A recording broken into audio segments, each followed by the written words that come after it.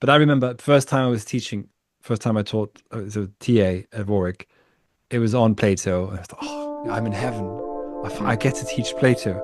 And it's on the allegory of the cave, on the cave myth. So I come in all dressed in black, of course, make a big show of it. And stand by the whiteboard, say nothing for the first couple of minutes, and they're all getting very distressed by it. And I said, why are you here?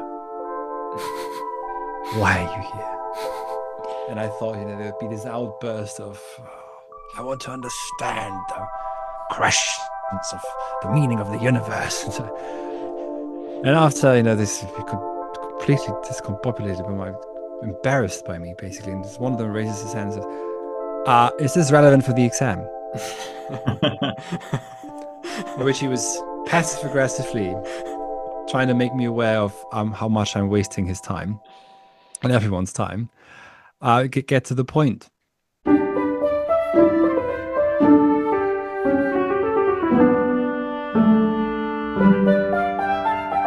Solomon and Smith. You're about to listen to a conversation between me, Milo, and Johannes Niederhauser. Johannes is a freelance philosopher whose brain was melted and stuffed into the dirt pipes of... I'm going to abort that sentence. Warwick University. Whose brain was destroyed by a Heidegger PhD, and who's slowly been recovering his mental powers in the real world. He tells us Faust is not ironic. Faust is fully felt. Is he evil? Doesn't matter.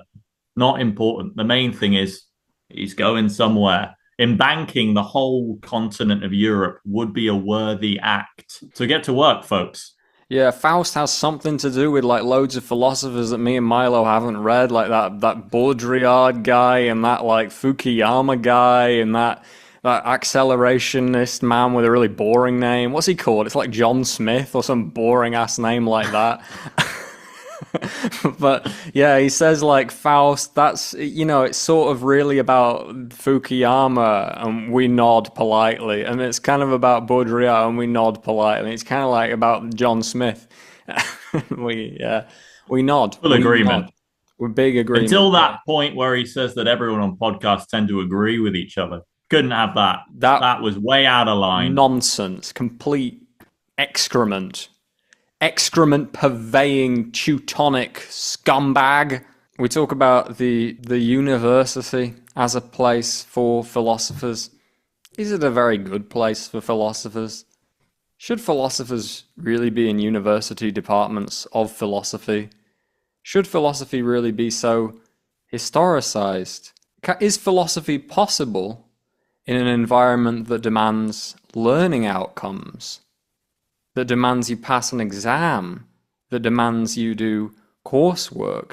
What's actually necessary to do philosophy?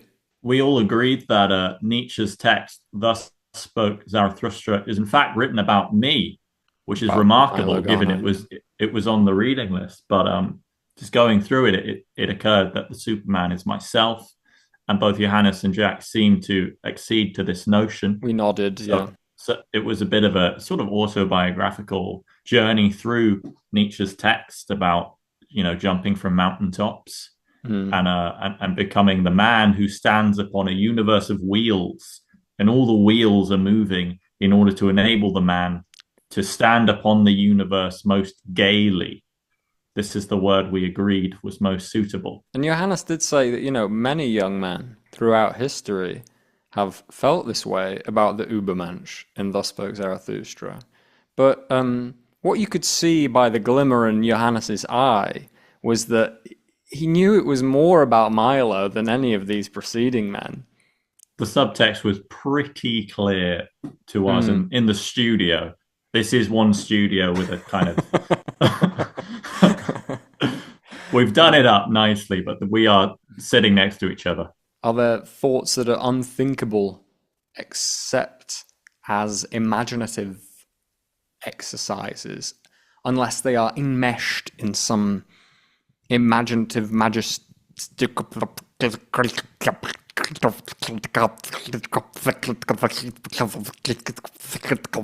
Please, as ever, like this video, leave a comment, subscribe to the channel if you haven't already, and please consider making a donation over on Patreon. Milo and I really enjoy doing these chats, but we can't continue doing them without your support. In exchange for your membership, you get an extra video a week with every new upload. You also get show notes, reading lists, things like that.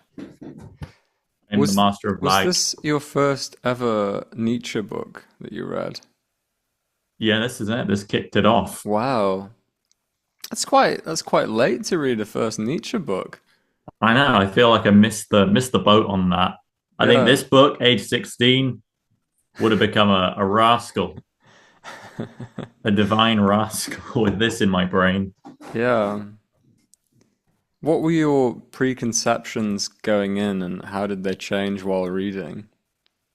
Well, the thing is, my preconception of Nietzsche is he was a massively misunderstood scholar. So I was kind of thinking, let's see what the real Nietzsche's about going in. And he is indeed not the same guy as the populist vision. But I kind of did know before that he wasn't a nihilist. Nihilism was just his frame. I didn't know entirely what he was, but I knew he wasn't that. But it's rhapsodic is the word for it, which I didn't necessarily expect. I knew it was freaky deaky stuff, but it's kind of like biblical self-help style. Jordan Peterson wishes he could have something so vividly kind of the heart is beating, the soul is reaching. Yes. It's worthwhile to be alive. I saw an advert for 12 years, 12 rules for life in the tube about 7 years ago, over which someone had written B-Tech Nietzsche. Yeah, someone beat me to the punch there. but it's interesting. It's like very targeted at a reader, very much like we can overcome. Do not be dismayed. And very inspiring. Yeah. And also sort of without qualification, it's saying sort of as the Superman you will, and there's no point where it says, however, you may not be the Superman, you may be one of the lesser peoples, but that's also it's very much you shall clamber up the mountains and scrape the stars. Yeah. And it's me going, I think I will. I think so, buddy. Yeah. No, it's the unusual thing about Nietzsche that because he doesn't address the worm people and the underlings, everyone who reads him is part of the elect. It's gotta be me. It's gotta be me. He's talking about me here. I knew I was different. He's very difficult to get hold of, this Johannes fella. Busy fella. He's gliding among the clouds with his people. Yeah. We are here at the bottom, peering up. Johannes, speak to us. Hi, sorry. Hello. Johannes, hello. Thank you so much for joining us. Thank you for making time. 1 second. What Zoom does is it selects microphone as speakers. I see. An obvious choice. So we always start these chats with a poetic epigraph. And I decided today to read a poem by Joseph Eichendorff, who was born in Goethe's middle age and died during Nietzsche's childhood. He's the bridge generation between the two of them. This poem is called Der irre Spielmann, and this is my translation. I went with The Crazy Minstrel. From the silent, sinless childhood canopy, a great, wicked courage drove me. Now I wander free over field and moor, and cannot find my way home any more. Through life I hunt an image which betrays, but who is the hunter? Who is the prey? The wind's knife whistles through my hair. O world, you are so cold, so fair. You, at the window, pious child, don't mock me from your cozy domicile. Don't ask me where I'm from, kid, or where I go. Where I am now, I myself do not know. Sin and regret shred my breast to dust as in a furious, despairing lust. I pluck flowers for a bouquet as I flee, but no wreath emerges from the floral debris. I would sooner fade into the deepest forest and scream out the misery from my breast. To the end of the world I would be ferried to where moon and sun are buried, there where dizzying eternity commences, like a sea so horrid in its widths and silences, drinking all streams and all sails its diet. There it will finally be quiet. You could argue that Eichendorff belongs to the first truly modern generation, the first industrial, mechanistic, bureaucratic generation of poets and artists after Goethe, after Napoleon, after the steam engine. These romantics, they seem to be the first generation who've found themselves thrown into a world which is foreign to them. In a way, they are completely lost, confused, disoriented in the world. Adorno famously called Eichendorff the greatest poet of homesickness. But he's sick for a home that's become sort of so remote that it's no longer on the earth, without it ever necessarily becoming Christian heaven. There's something about modern human beings that we are born sick for a home beyond life, beyond the earth. Could you talk, to start with, Johannes, about some of the things that happened in German European thought between Goethe and Nietzsche? What was going on psychologically, philosophically in the 19th century between the two of them? Big question. I'm not sure if I'm the right person to talk on it. I think it was Heidegger who said that there was no one there to continue Hegel's project. But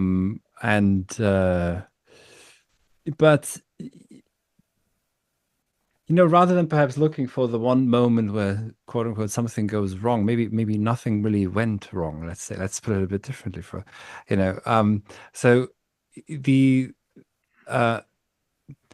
maybe that notion of crisis, or that phenomenon of crisis that's been with us in Europe now for almost 200 years, is sort of a prolonged moment of decision, if you want to be very etymological about this. If you think of crisis, of crisis, as a moment of decision that we're not perhaps able to make, and perhaps Goethe's Faust tells us it's got to do something perhaps with Christianity, or giving up on Christianity, a need to leave Christianity behind, which I think is what Faust is about, which I think is what Nietzsche is about ultimately. Not because there's anything wrong with it.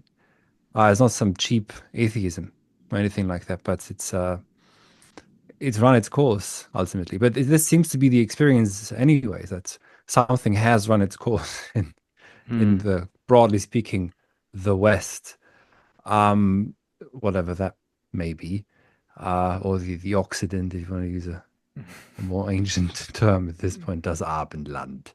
Abendland is beautiful. Why haven't we adopted this? Evening What land. would you? Let's call it the evening land. Yes, that's good actually. Yeah.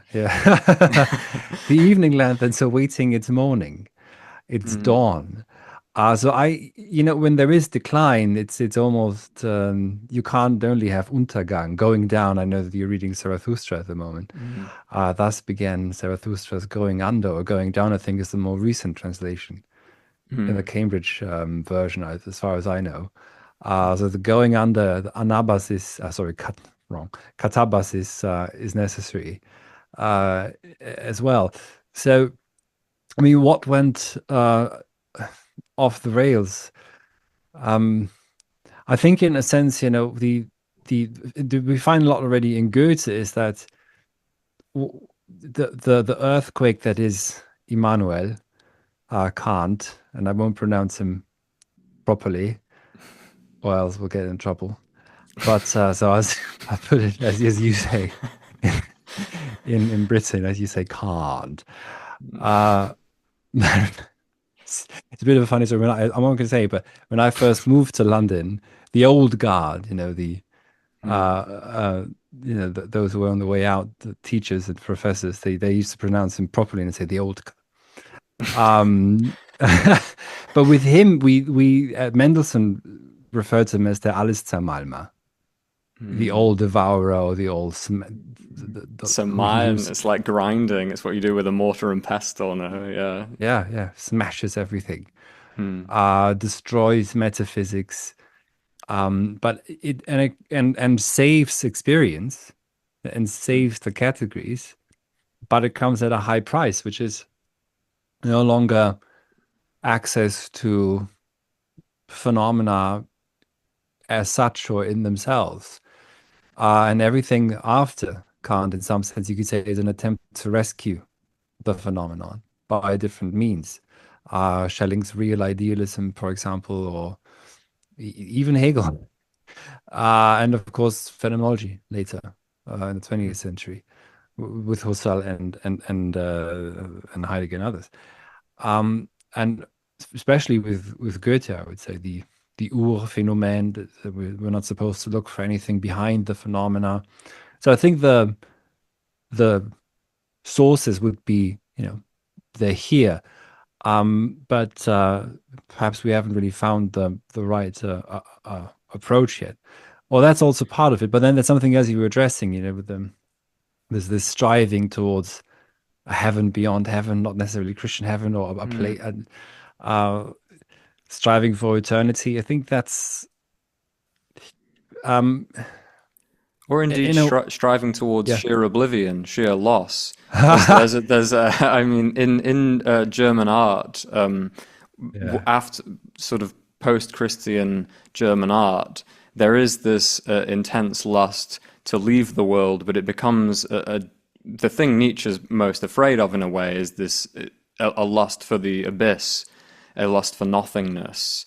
In Eichendorff, at any rate, the death drive and the sex drive seem to sort of meld into each other. There's a deeply eroticized picture of death. And, if you want to go to the heights of Teutonic death, sex, rapture, oblivion, you'd go to something like Tristan and Isolde, the one opera that Nietzsche, even when he fell out with Wagner, could never quite disown. Johannes, you call Goethe's Faust, especially part two, the foundation myth of modernity, of where we are today. yeah. Could you explain why, and also talk about what foundation myth it replaced? Well, I'm not sure it replaced anything. Perhaps it's, we have, let's say we have myths in modernity anyways. No, but basically, just a second though. What you were mentioning, I was reminded of Philip Meinlander. Uh, if you're aware of him. I'm not, no, Uh, no. um, he makes Schopenhauer look like a choir boy, as does Choran. I Emil know Choran, Turan, obviously. yeah, Yes, yeah. The Trouble with Being Born. No, that's the English translation of one of his works. And I think one of the aphorisms reads, um, "Truly free are only the stillborn." Yes. So Very that's true, very true. well, so, and I think these exercises in just hard nihilism are really important. I think they not to be too Nietzschean, it's not. I don't want to say they make us stronger, but to cast everything into nothing, I think that's an important part of the eveninglandish experience of what it means to be. We are no longer Greeks. We are really in the land of the evening. The Apeiron has opened up. Meinlander thought that what we witness in the phenomenal sphere in the world, what we see as the world, is really just God killing himself. So he's self-destructing, and this self-destruction is what we witness. So God is already dead, but we just see him basically devouring himself. Being is the suicide of God, sort of Yeah, protracted and made. yeah. So that's Mainländer, around, I think around the same time as Nietzsche and Schopenhauer, more or less, more or less mid 19th century. And his response is similar. Then is politically, ethically, is socialism, etc. He doesn't become a destructive force himself. I think he killed himself, um, it's not a carte blanche that you can just do whatever you please with that. But it's so you recognize in the other the same suffering of this rather awkward cosmic event that we all suffer from. It's just God, whatever that may be, then devouring it or himself. Um, yeah, and so when it comes to Goethe and the foundation myth, I don't know. So what it replaces, you could say, it replaces Christianity if you want to go. Yeah. That's almost what you were pointing to.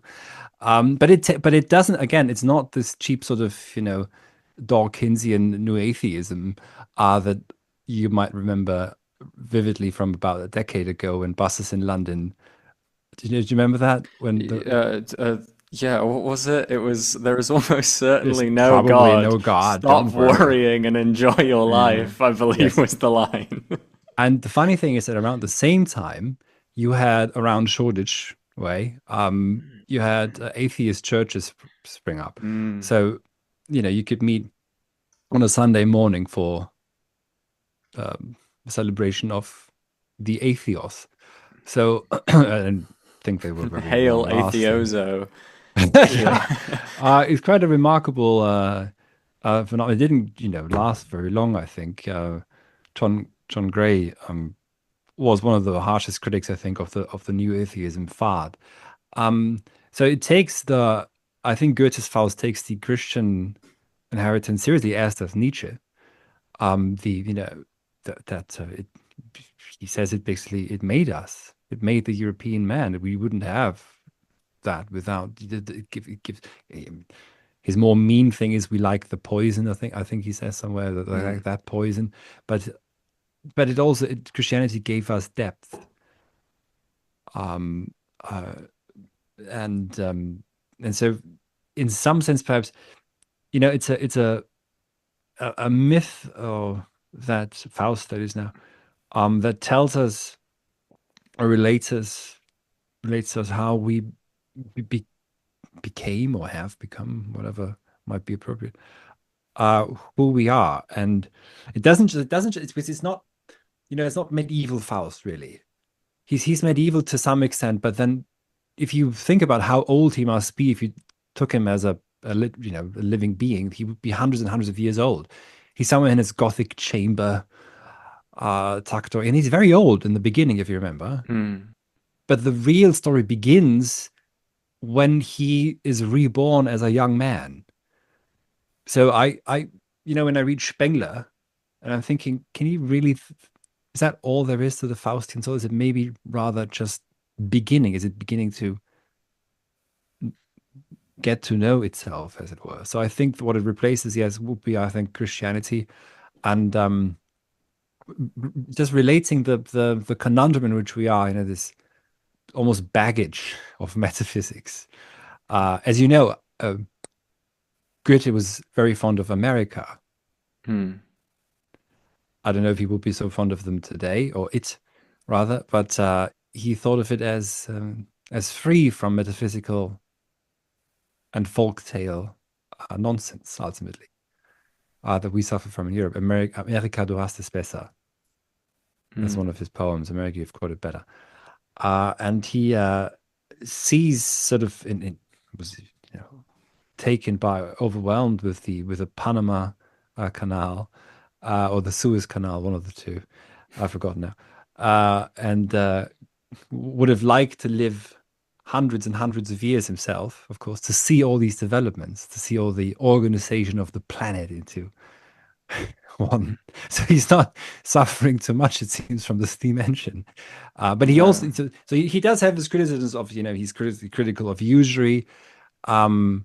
but then also understands that to some extent you need, you know, double bookkeeping. Doesn't he say somewhere that this is one of the most, this is Wilhelm Meister, where he says this is the most magical, most, not magical, but one of the greatest inventions of the human mind.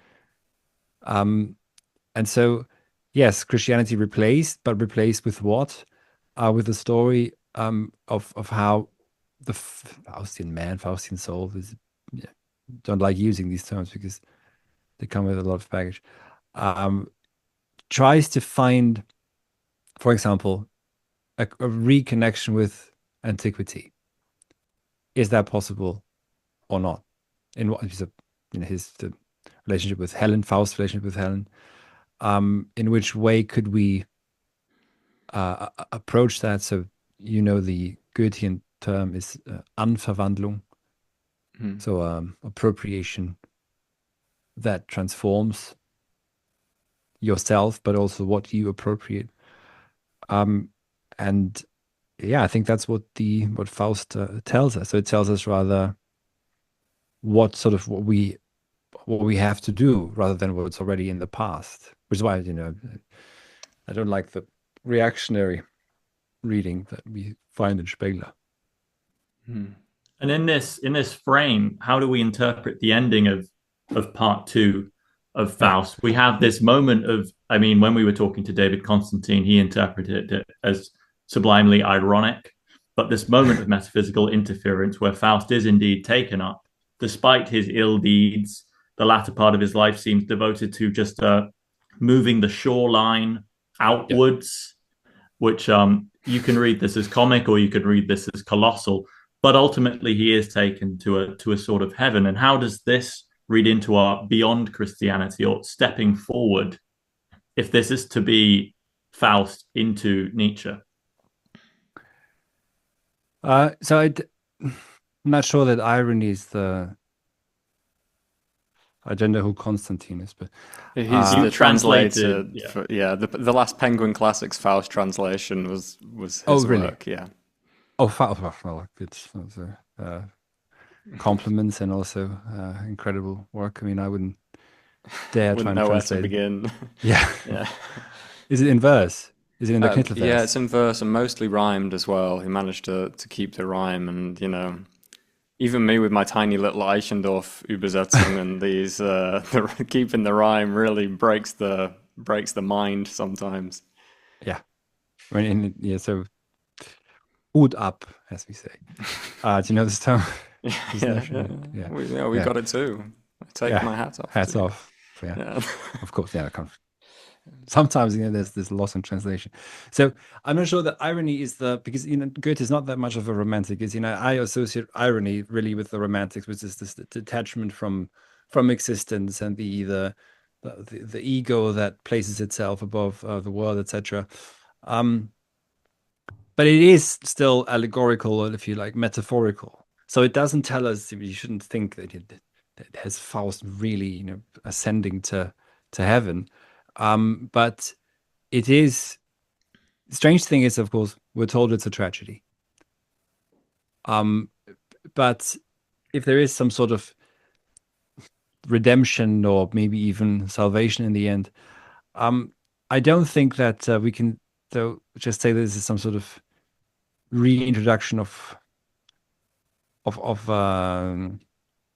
let's say a Christian element. But Goethe himself did actually believe in immortality, but a very specific immortality. So not everyone is immortal. Perhaps you, Milo, and Jack might be immortal. Certainly not me. I'm too lowly. But someone like him, like Goethe himself, of course, is immortal. Why? Because nature doesn't squander its best resources. So he will live on in a different form. So he won't be reborn as Goethe, but he will, his being, if you like, will re-enter life and partake in it again. in different ways. Perhaps there's a poet who has some element of Goethe in him or her. But I would think of it rather as, again, a moment of perhaps, reflection and to some extent, enlightenment is a big word, but awakening perhaps or becoming aware. And again, not so much perhaps the end, but also a moment of beginning at the end of the tragedy. It ends in a tragic sense because there is this cutoff from the past with the murder of Philemon and Baucis. And so that's how I would understand it for now. But this, might all change. But irony, I don't think it's just ironic. Why would it be ironic though? What's Well, I the think part of this is Constantine's read of Faust as basically an evil man yeah, who goes I saw that. beyond redemption. So yeah, so Faust, especially in the second half, just seems to, at the end of part one, this seems to be his severance from common morality, where he has a chance of redemption with Gretchen and sort of abandons it and fails. And if Faust ends at part one, it's a pretty miserable ending and he sort of Yeah, scampers away. But then part two begins with maybe the first of the rebirths. He's wiped yeah, clean, he gets to go yeah. again, and he seems to get up to all kinds of hijinks, sort of dealing with emperors and fooling people around and summoning Helen. Read was that fundamentally this man has gone beyond redemption, and it's therefore ironic that having made this bargain or this arrangement with Mephisto, with the devil, that Yeah. he then at the very end, despite the terms actually coming at last, that he nonetheless goes up to Mm. heaven, and that this is a moment sort of almost a comic moment, and very different, Mm. say, to the Faust of Marlowe, who he goes Yeah. down to the demons at the end as we expect, and it's the kind of the moral circle is complete, and you're sort of relaxed that this man who fell to evil, he was often tempted back to the good, but he resisted the temptation of the good. Whereas in Sure. Goethe, we don't get this at all, and he No. inverts maybe the medieval tale to bring us something else. Sure, but it's from the beginning different, so different from Marlowe in that Marlowe's Faust, isn't he tempted signing the contract or entering the wager by demons also in Marlowe? There is a demon Demonic present. voices Yeah, yeah, or and so. there's a good one and an evil one who are Yeah, sort of in right. contest. I mean, yeah, Um, no such voice of any kind in Goethe. And it seems when you read it closely that it's actually Faust who drives the whole thing. And he doesn't believe in the soul anyway, so there's not anything he puts on.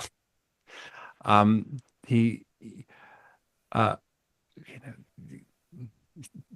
Mephisto can only take him when there is a moment that is so fair that he wants it to linger on. Augenblick verweilt doch, so bist so schön. And it seems that, and also Mephisto is a strange figure. He's not the devil. Um, he's not necessarily evil incarnate. He's the spirit that negates. Another very modern, perhaps, experience to take the nothing seriously. Um, and it seems almost like and especially in the second Faust, they're two gentlemen that go on a rampage through the world uh, and create so much of the madness of the modern world. But this is already, in a sense, pre-echoed, if you like, at the end of the first part of Faust in the um, Walpurgisnacht. No? I remember one of our students last year saying it's just a cacophony of voices in the end. If you remember, um, who's who? So there's what we might say the reactionaries. There's Enlightenment figures who speak, uh, dogmatics, purists. Who else? Northern artists, Hmm. realists, supernaturalists, etc. And we don't seem to find a common thread anymore already. So this, I think, is already showing the, I want to use that Nietzschean term, perspectivism, multi-perspectivism of the modern experience. And so it propels us into this. So you know, is Faust evil? Maybe. Is that the point? No. The point is there's something driving that unfolding of history that is outside of our control, and hence Faust is in a sense just one of the actors in that unfolding of history. That's how I read it, and hence Gretchen becomes a almost a necessary sacrifice, and she's not the purely innocent little girl either. She does have certain, she's tempted by material goods, etc. Her Christianity seems to be rather, you know, what we call Cultural, performative. yeah, Yeah. Politics is a nice word. Has many meanings, but yeah. So it's not, if you can be tempted that easily, but he does. I mean, he doesn't. Faust, I mean, doesn't hate her, and he doesn't want anything bad for her. Obviously, I mean, he's destroyed at the end. I find it striking, and people have been puzzling about this for hundreds of years now. Why Faust at the beginning of the second part wakes up, and as you said, his mind's been wiped clean. He drinks or bathes in the river of Lethe, and seems just released from anything that's happened before. So why even write the first part? What do you think? Yeah, when Yeah, Milo said when he read part two, and he Yeah. read it just a few months ago for the first time for the Constantine interview, said, this seems like a lot is being lost in translation. Like as if when you lose the sheer sort of texture, music of the text Yeah. in German, if you lose the poetry of it and you're left with the bare bones of the narrative of what happens of the characters, then it is a pretty incoherent part two. It's a kind of it has something fragmentary about it Yes.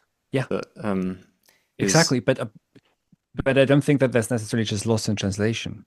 It is fragmentary. It's just that, and when you listen to some of the so about 25 years ago. By the way, Milo, did you want to add anything? Because it's usual, and um, then I just oh no, yeah, no, it was just a sort of the response to the mind wiping, and we can read it in all kinds of ways, especially yeah. with the context you're introducing.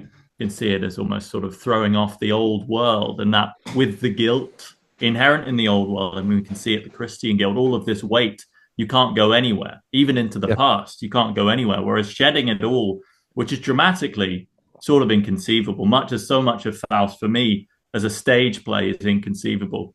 I know it has been performed apparently very well, but just reading the sort, I mean, even Marlowe's a little bit like that. Um, but yeah, so a sort of shedding which therefore prefers maybe the philosophical notion necessarily to the character, because of course the character of Faust is now all of that building that we've been doing in part one, not so relevant anymore, and even a lot of the angst that opens part one seems to have been vanquished for part two. Yeah, All of this, true. Yeah. the piles of books and the lost scientific mind, no longer that relevant. He's born into this kind of supreme power. I mean, I wonder, I can't recall exactly what the Faust who begins part two thinks about the wager and the deal that he makes with Mephisto. Is this just his basic notion? Does he even remember it at all? Is this just the world he's born into? So yeah, it is a sort of curious mix of loss and gain there. Hmm. Yeah, yeah. Hmm. It's well, the wager is mentioned again, I think only in the end. really. When It curiously forgets about the wager, or yeah, deliberately puts the wager to the side. well, because no one really took it seriously from the beginning. I mean, so the way I understand the prologue in Heaven, which is to be read really actually only if you read the entirety of Faust. The archangels seem rather remote, entirely oblivious to the truth of creation. Um, Mephistopheles has almost a better view of what it means to be human, the toil and moil of human suffering. Remember what Faust says to Mephisto is, I want to experience, paraphrasing now, badly, I want to experience everything, the whole lot of what it means to be human, the highest and the lowest. And he does. I mean, how low can you go any lower than losing a child and, being at fault for that yourself, basically? And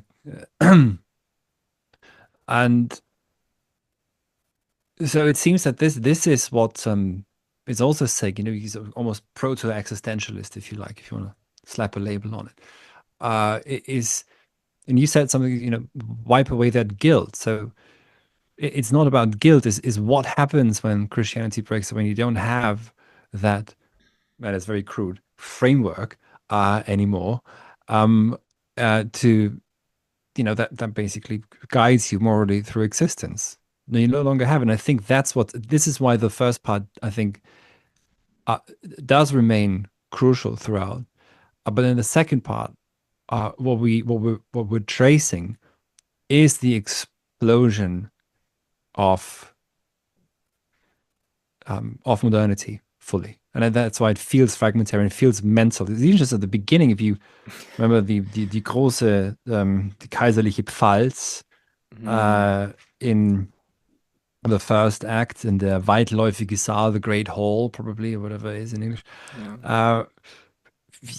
Even in German, well, where are they coming from? How? Why is Pluto? The Furies are coming in.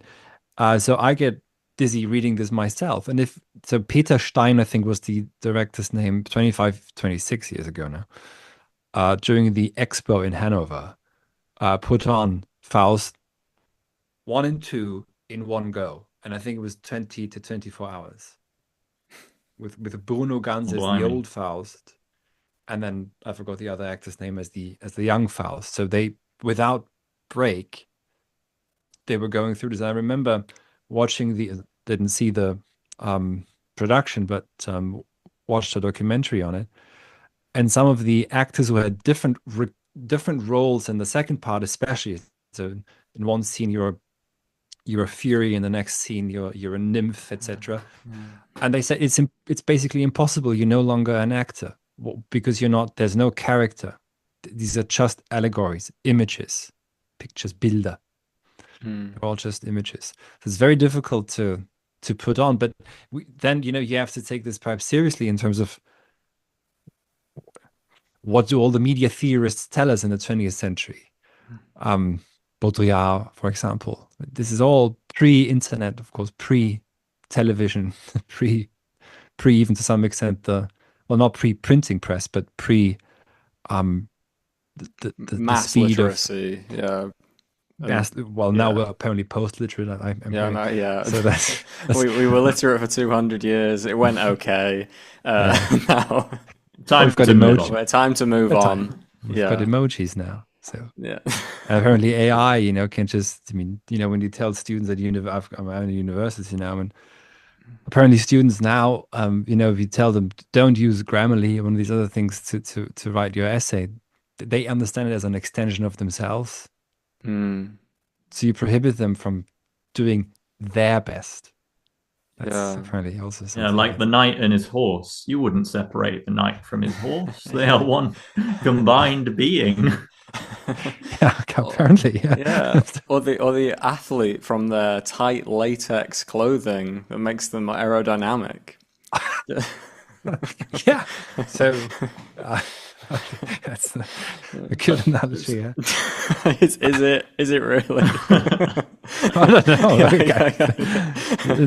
anything for them. I'll Yeah, say this next time. I'll yeah, give the knight and horse example. And they look at yeah. me, but what's a knight? What's a horse?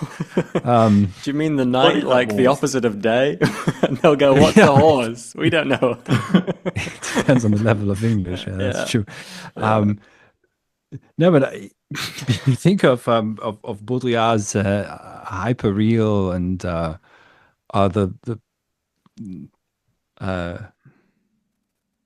that I think is basically in some sense announcing itself in Goethe's Faust in different ways.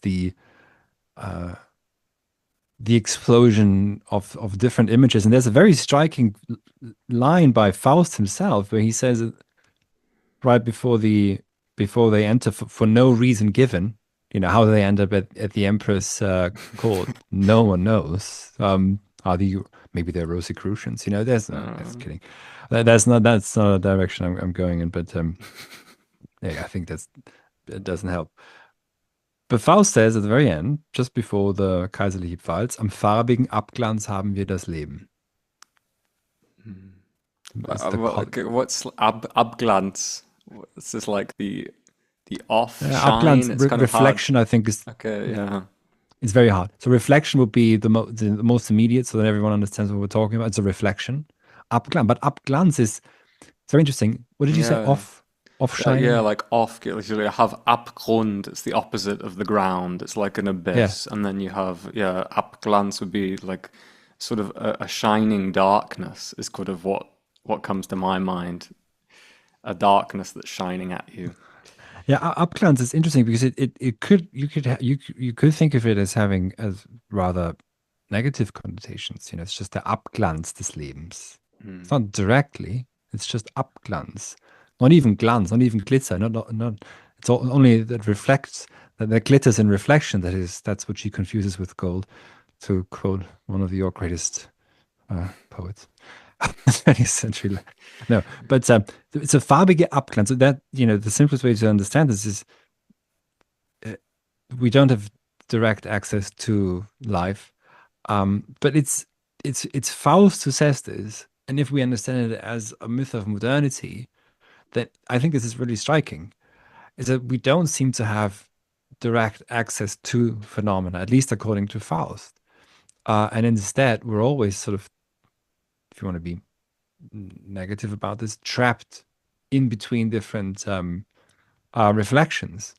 And as you know, the mirror is very important in Faust. So if you think of the first part, it's Gretchen who looks at herself with the jewelry in a mirror, and she keeps it only wants to keep it only for that occasion, to look at her in a mirror. And I find that that here we so right at the beginning, this is how Faust Part Two begins. I think with this line, we have to keep that in mind as we read through the rest of it. Mm. It's interesting considering Goethe's sort of rejection of Neoplatonism, rejection of the idea that the important things in life aren't readily perceivable. You don't immediately take them in. They're pure forms floating up here in this inaccessible realm. To Goethe, the important thing is immediate experience, the immediate palpable thing in front of you, but at the same time, acknowledging that the palpable thing in front of us only reveals itself to us in fits and starts. We don't have constant access to the world. Could you maybe develop that a little bit? I've yeah. So I think the video that I put out was Goethe's scathing critique of neoliberalism, Neoplatonism, maybe Ahead of even its time. neoliberalism. Always ahead of his time. I mean, he did see into the future. Too far into the future did I see Usury. dread came upon me. Well, Yeah. yeah, that's that's Nietzsche's Zarathustra, no? The dread in the future. But no, so I mean, that's obviously that's a clickbait title, for YouTube, and it did actually. help the video quite a bit, so I should do that more often. Just I've never done this, but this time it's worked. But he's not. So the but his fair critique is that Platonism, Neoplatonism, in general, tend to favor the original, the Urbild, for example, the form over what is produced. And his quite simple example is that you can have a bad egg, a bad father, but that doesn't mean the son is going to be as bad or worse. But generation, production, Zeugung, can produce something that is finer, better, more refined. Similar thought that you find in Hegel and also in Nietzsche. So in Hegel, for example, Hegel says at the beginning of the Science of Logic that as the logic progresses, it comes into its form. So it doesn't begin from any form. And the danger of Neoplatonism is that it assumes that Neoplatonism being a very broad term. It's not necessarily just Platonic. It's just Platonism playing itself out again. And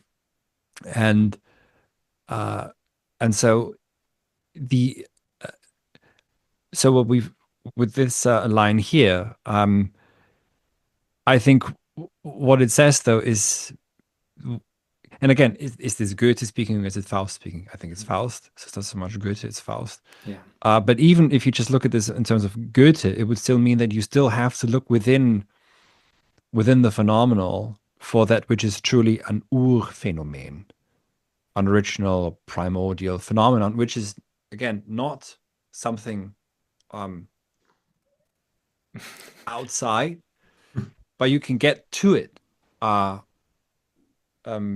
He thought he saw the Urpflanze, the original plant in Sicily, in Palermo, at the Villa Giulia, which you can still go to the Botanic Gardens in Palermo, and it just if you see some of these plants, Do they still have the Urpflanze there, the same one? Yeah, it's right there. Yeah, it's been quite old now. When it's the first one, we have to keep it. But no, it doesn't mean that there's this one plant that we have to preserve for all times because it's this metaphysical thing that grows. No, the plants that grow in such a way that they are closer to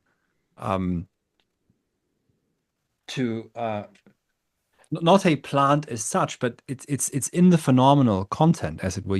What you see is the original plant, but so it's not a metaphysical image that it replicates perfectly or that it is itself, but it is so much a pflanze that you get so close to what it means to be a pflanze, just looking at it and describing it, that it's right there. And I think in that sense it's proto-phenomenological, and that he's trying to with poetry, etc., to bring the phenomenon to the fore and allow it to be. The phenomena can't speak for themselves, I mean, rarely, and they don't appear themselves necessarily, so they have to be midwifed perhaps by language, let's say. But yeah. I think it's I was just thinking it's an interesting, the Darwinian turn, essentially, which did become very influential, especially Nietzsche and later, because you look at a lot of the antique creation stories, even the biblical creation stories, obviously all of which coagulate around Platonism and so on, later become Platonism. It's often the golden age, which descends to a silver age, and then eventually we get to our very bedraggled age, where we've lost a lot of our luster. And then the Darwinian turn suggests, in fact, that we went from the pre-human into the human, that things are clambering upwards. And this can be morphed, especially in Nietzsche, into a kind of sublimely optimistic vision that we haven't reached the top of the mountain. I mean, there's the downgoing, but also the upgoing, and that there is further to strive for and further things that await us from smaller beginnings. And just this enormous twist, we can view it in the sort of destructive, the loss of meaning, the kind of a fragmentary chaos.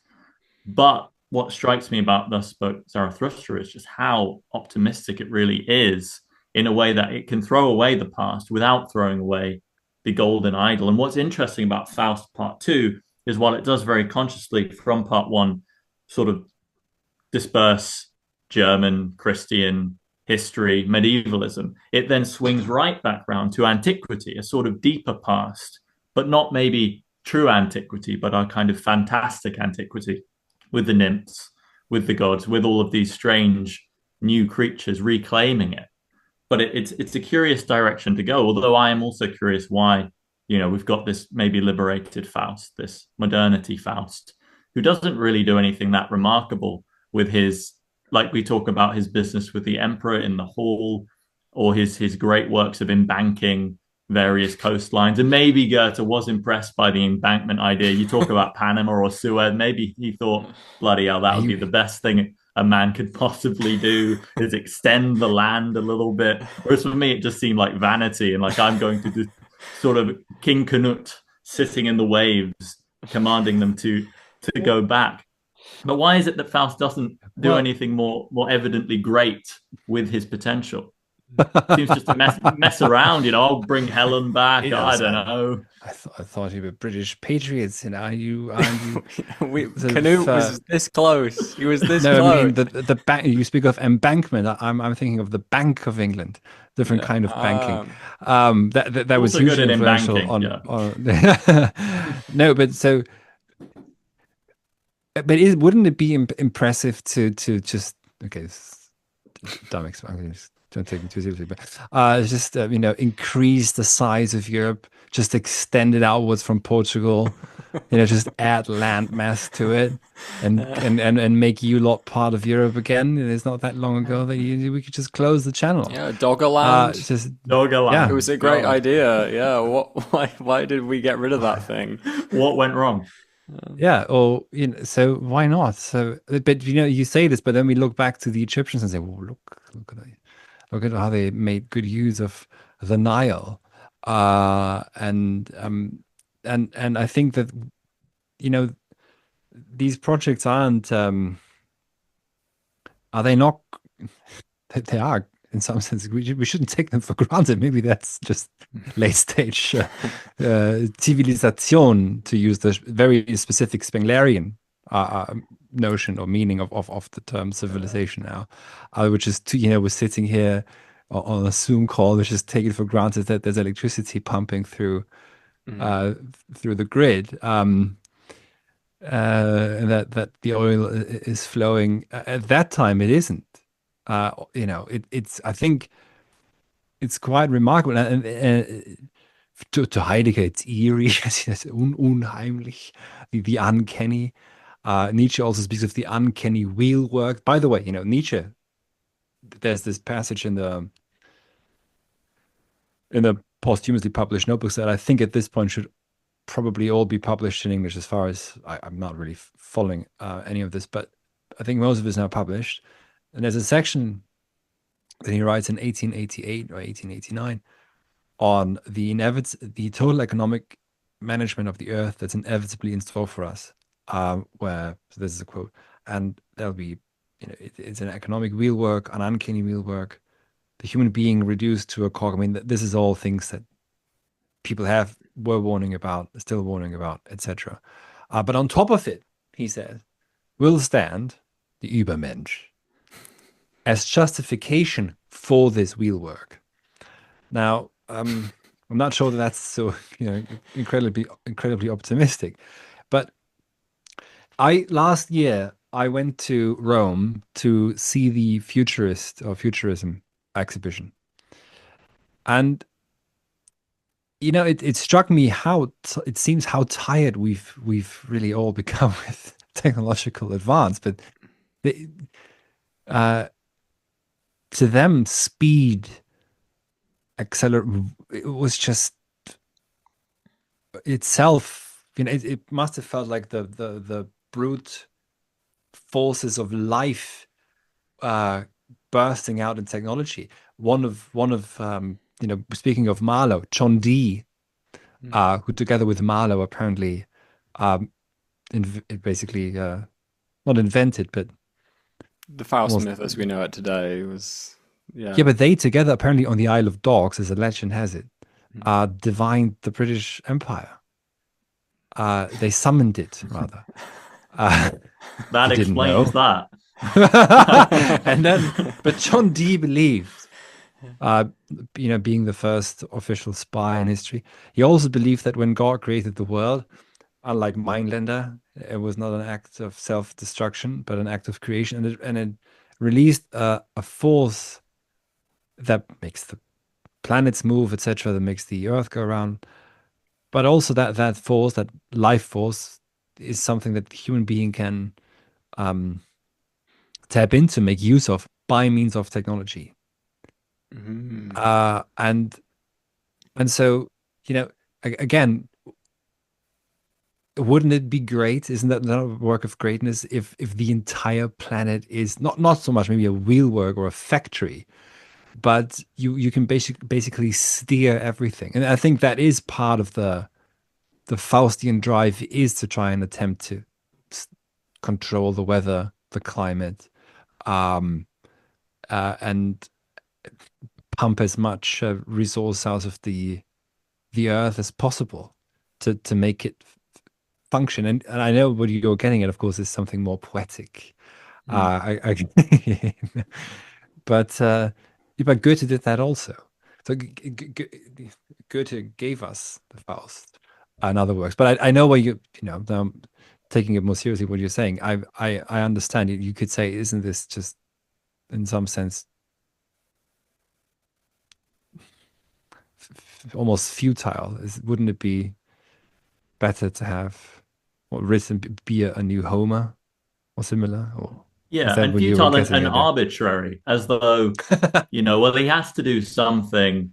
And it's funny that the one thing that really he's like, okay, now I'm at rest, is this large enterprise of land works. Whereas previously we had this sense with Gretchen of sort of love, and I would Yeah. like to be a real human being again. And then he breaks away from that. And that's done, that's the past, that's gone. But then in this new world, he just sort of ricochets off various ludicrous and amusing situations, summoning spirits and so on, lands Yeah. on this big kind of let's build more territory onto the world, and then sits back and thinks, finally, this is my calling, this is the new world. I've figured something out, Yeah. and then up to heaven he goes. Mhm. uh, yeah. Go on, Jack.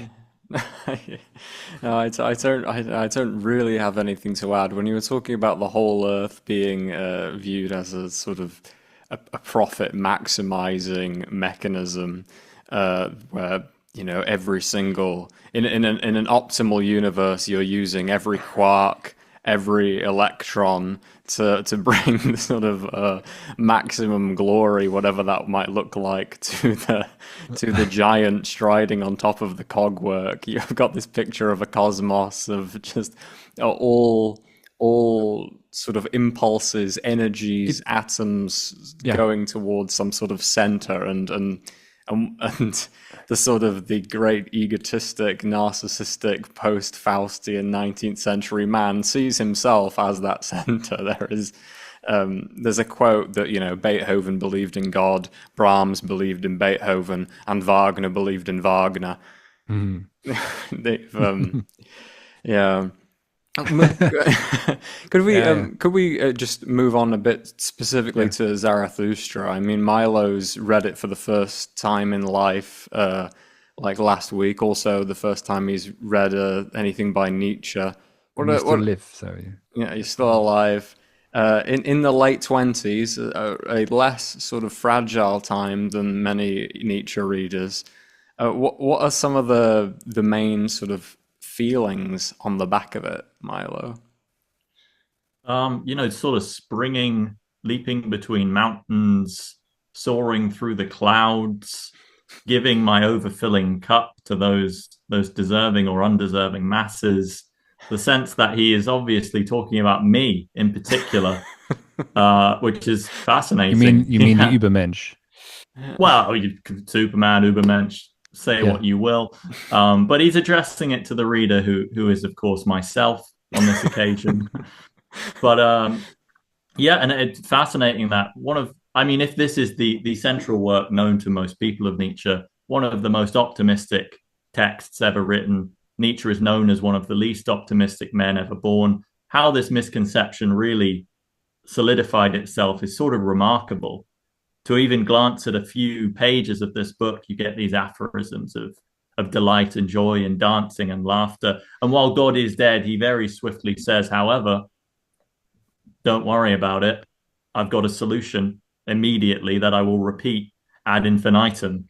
And it's fascinating that someone got to God is dead and was, oh my God, this guy doesn't believe in anything. And they put the book down. How did this happen? Did you ask me? How did what? Yeah. No, that's not rhetorical. How the hell did this happen? What is this book?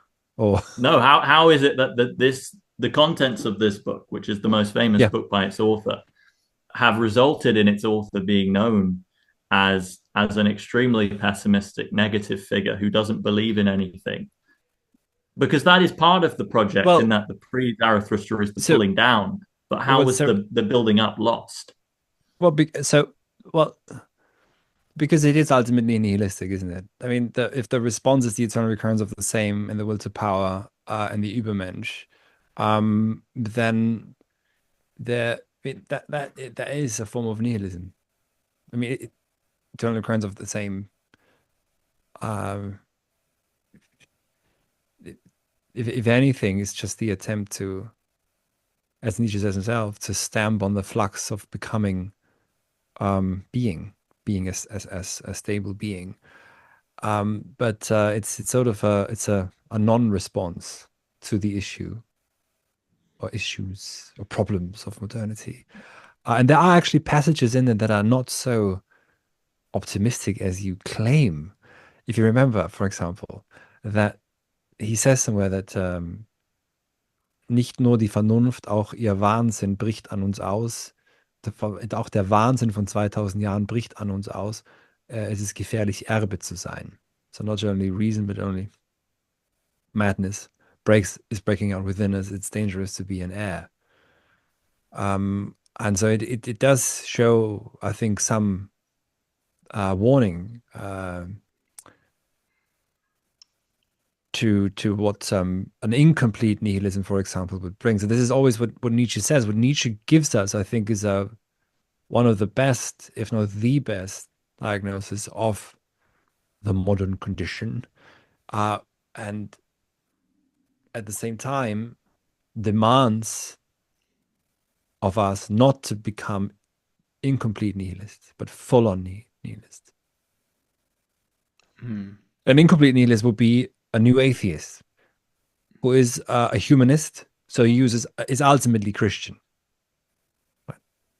It's Christian morality in a new disguise, and that would be completely incomplete. And so the so I think that text is especially is one of is deeply nihilistic in this sense of being an active nihilist, of wanting to. It's not a cop. I mean, it's not a response in saying, here's the solution. It's actually, I mean, is he's so. Let me get that. Yeah. So the gay science, I think they now say the joyful science because things have changed. I like the gay science. Yes, I like the Foolish. old word. Foolish. Fröhliche Wissenschaft, die fröhliche la Gaia Scienza. So, as you know, Zarathustra is introduced for the first time, I think it's one second, in the fourth book. It's been a while. At the very end, I need to find it. This is section 342, Incipit Tragoedia. When Zarathustra was 30 years old, he left his home. We're back to the home and homesickness, etc. And the lake Umi, and went into the mountains. Here he enjoyed his spirit, etc. So, but this again is very explicitly tragedy begins or may begin or shall begin. Everyone should translate the lesson here. And it comes right after his mentioning of the heaviest weight, das größte Schwergewicht, where the eternal recurrence of the same is mentioned. And he says, this and everything, you will have to live it again and again, from the smallest to the greatest. That's, I think, just radical nihilism. You have to go through everything again, all the pain, all the suffering, all the meaningless rubbish that we have to go through, all of it again and again and again. There's no higher, I would say. And right after, we are introduced to Zarathustra as where tragedy begins. And tragedy means there's an element to existence that we are not in control of. And at this point, in this epoch, this is what unfolds. So you see, to come back to Faust maybe briefly, maybe, as you know, Beethoven, Brahms, and Wagner, and stuff. But if that's what's now I sound a bit too much like Spengler myself, but if that's what's the left best of us. well, I'm not sure. No, I say that, but I don't really know who Spengler is. Only broad strokes. I sort of have reactionary Catholic man, big book about civilization. But let's not go on to Spengler. Go on to the. No, so yeah, let's forget about Spengler. But I think that even so the idea of having to go through a moment, having to go through an epoch in this also Greek sense of a certain reduction, and this is now what is and what is possible, that's necessary. And I think we're basically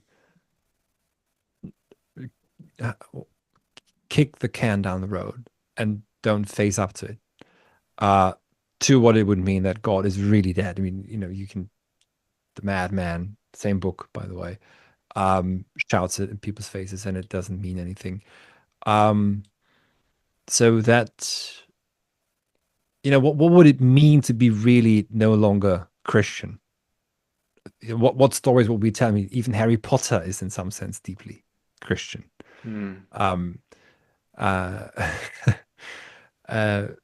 so is Lord of the Rings, if you think about it. So we have myths. I would count them as myths, even if they're perhaps not very good in terms of Harry Potter, but people live by Harry. It's I don't know. So, whether you want them to be or not, they're around you. You know who Hagrid is. You know who Dumbledore. Well, I don't, is. obviously, but what's the evil guy? Voldemort. There we go. Sounds so German, doesn't it? It's almost too on the nose. Waldemar. Voldemort. Okay, you pronounce it. Yeah, actually, that's what they should have done. Voldemort, don't be evil. Yeah. So we have myths. They're not very good, but that's what we have to live with. But they're still deeply, deeply Christian. And maybe Nietzsche's attempt with Zarathustra was to write something that isn't. If you remember, there's one chapter in German. The title is Vom Vorübergehen. Vom Vorübergehen. So he meets his ape on going over and beyond, whatever the English is. He meets the ape of Zarathustra, someone who apes him, who sounds like him, is critical of everything, wants to, look at the stupid people in this stupid city. Extremely poorly paraphrased by me, but that's basically what it boils down to. And Nietzsche's or Zarathustra's message is deeply non-Christian. Where he can no longer love, you have to vorübergehen. Du musst vorübergehen, weggehen. Vorüber, strange, right? For, but also über, move over and beyond, and in some sense release yourself from what you detest, what you seem to be against. And so there are these passages in there that, but also I think, there's, of course, it's also a self-critical reflection of what this book might lead to, which is as you mentioned before, Milo, the book was written for you, and True, as yeah. as so many young generations of young men, I think especially have probably believed over the centuries. When you're young, you read this book, you think, hey, I'm of course the Übermensch. Yeah, it's I'm strange. at once everyone and no one. I'm It's strange how sort of inclusive it is. Like it's weird. You yeah, can't. It's quite hard to read it and think like I'm definitely one of the Untermensch. of course not. There's a kind of embracing maneuver of Yeah. it, and I wonder whether the optimism that Milo sees in the book isn't really anything rational. There's nothing rational about anything in the book, about anything that's being said in the book that ought to give us, a spring in our step. But there's just something about the energy and the poetic conviction of it, and the sheer inventiveness and glee with Mm. which he goes forward in it. There's something about the language which is so rich, something about the scenes which are such great works of imagination that maybe the impossible pill it's trying to get you to swallow actually goes down easy and feels, if anything, like a quite a joyful affirmation, a yes saying to life. Yeah, one could Yeah. imagine this same book with its same ideas written in a much less rhapsodic tone in a way that makes you quite upset. I think not a difficult ask, but it's written in such a way as to surge, and it doesn't need to surge. Even in its imagery, even in the way its characters interact, there is a sort of almost a triumphal narrative happening here. And perhaps, I mean, we can talk about the composition. There's the two unwritten books, the fourth latterly written book, which maybe Yeah. has a slightly different vibe to it. But yeah, it's just it's volcanic when it need not be. Volcanic. um, so let's look at, for example, Auf den glückseligen Inseln, book two, then, huh? On the blessed or blissful islands, whatever it is. Yeah.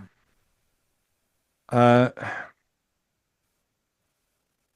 he says, see what abundance there is all around us. And from this abundance, we can gaze upon or look out upon the far-reaching sea or oceans.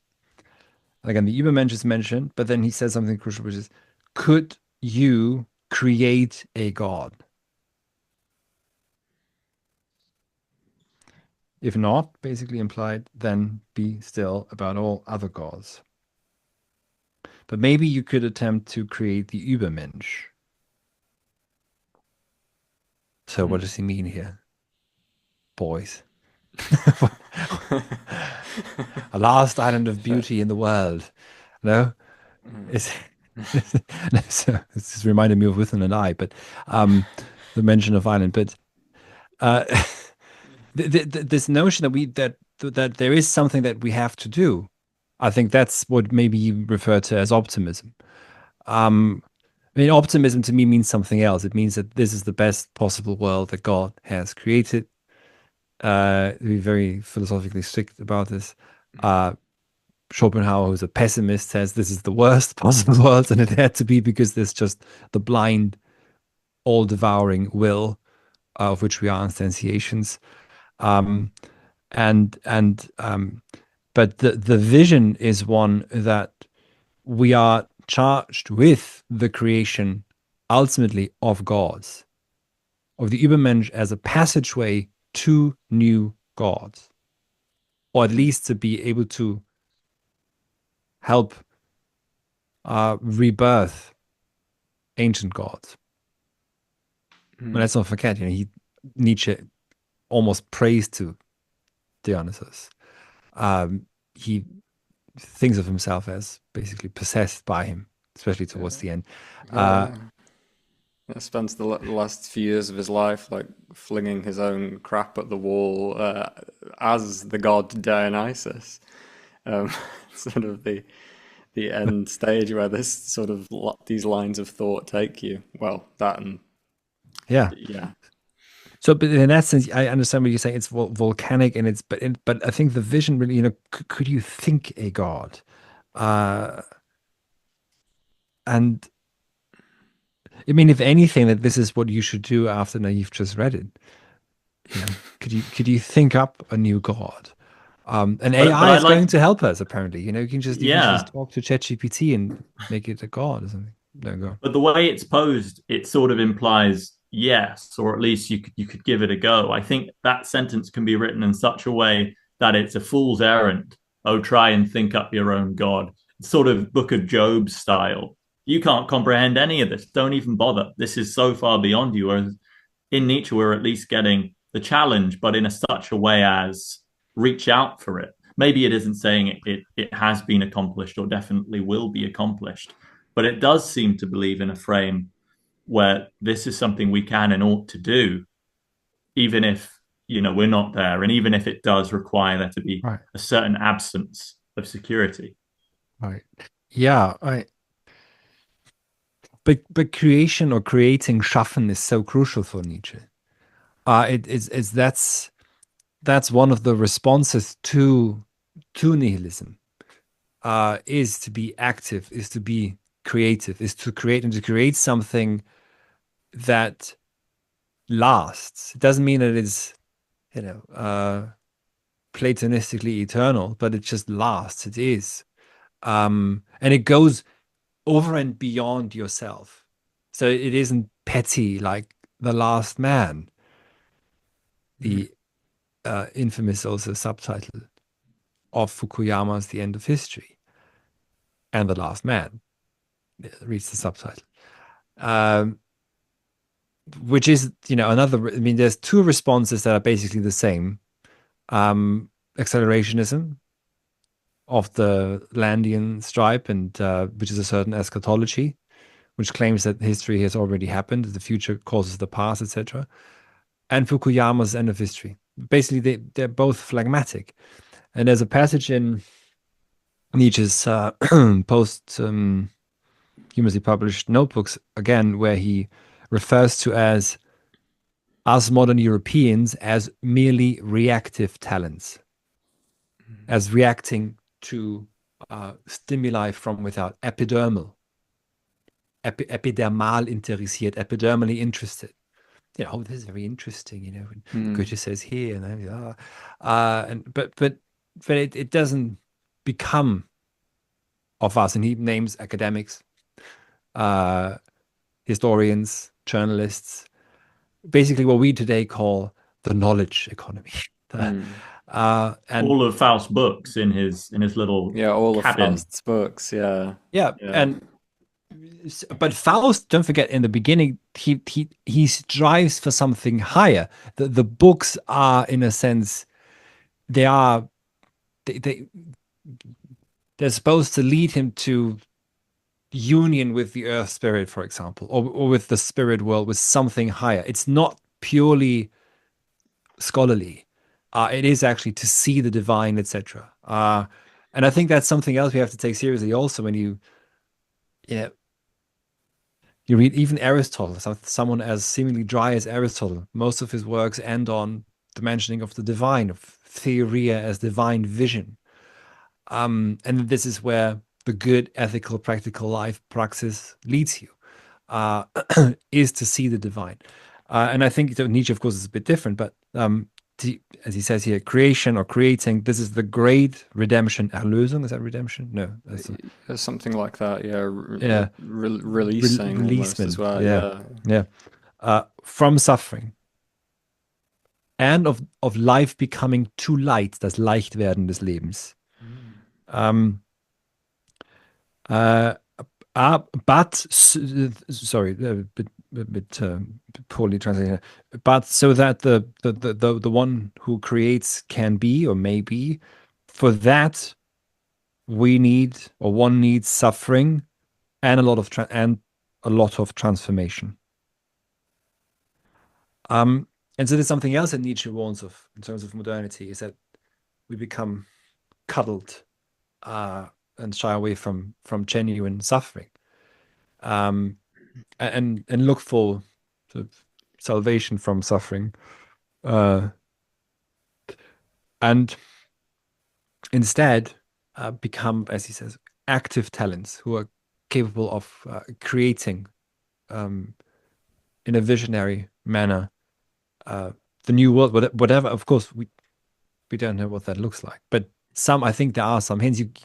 I agree. You could read this as saying, oh, but you couldn't really create a god. Um, but in some sense, we've done it before. Hmm. I mean, what are gods? I mean, in some sense, they're not. I don't think that gods are purely projections of the human psyche. That I think is a bit too cheap. But th they are, in a sense, what divinities are, or gods are, is a response to what the the questions are that make life. So they could be regional, etc.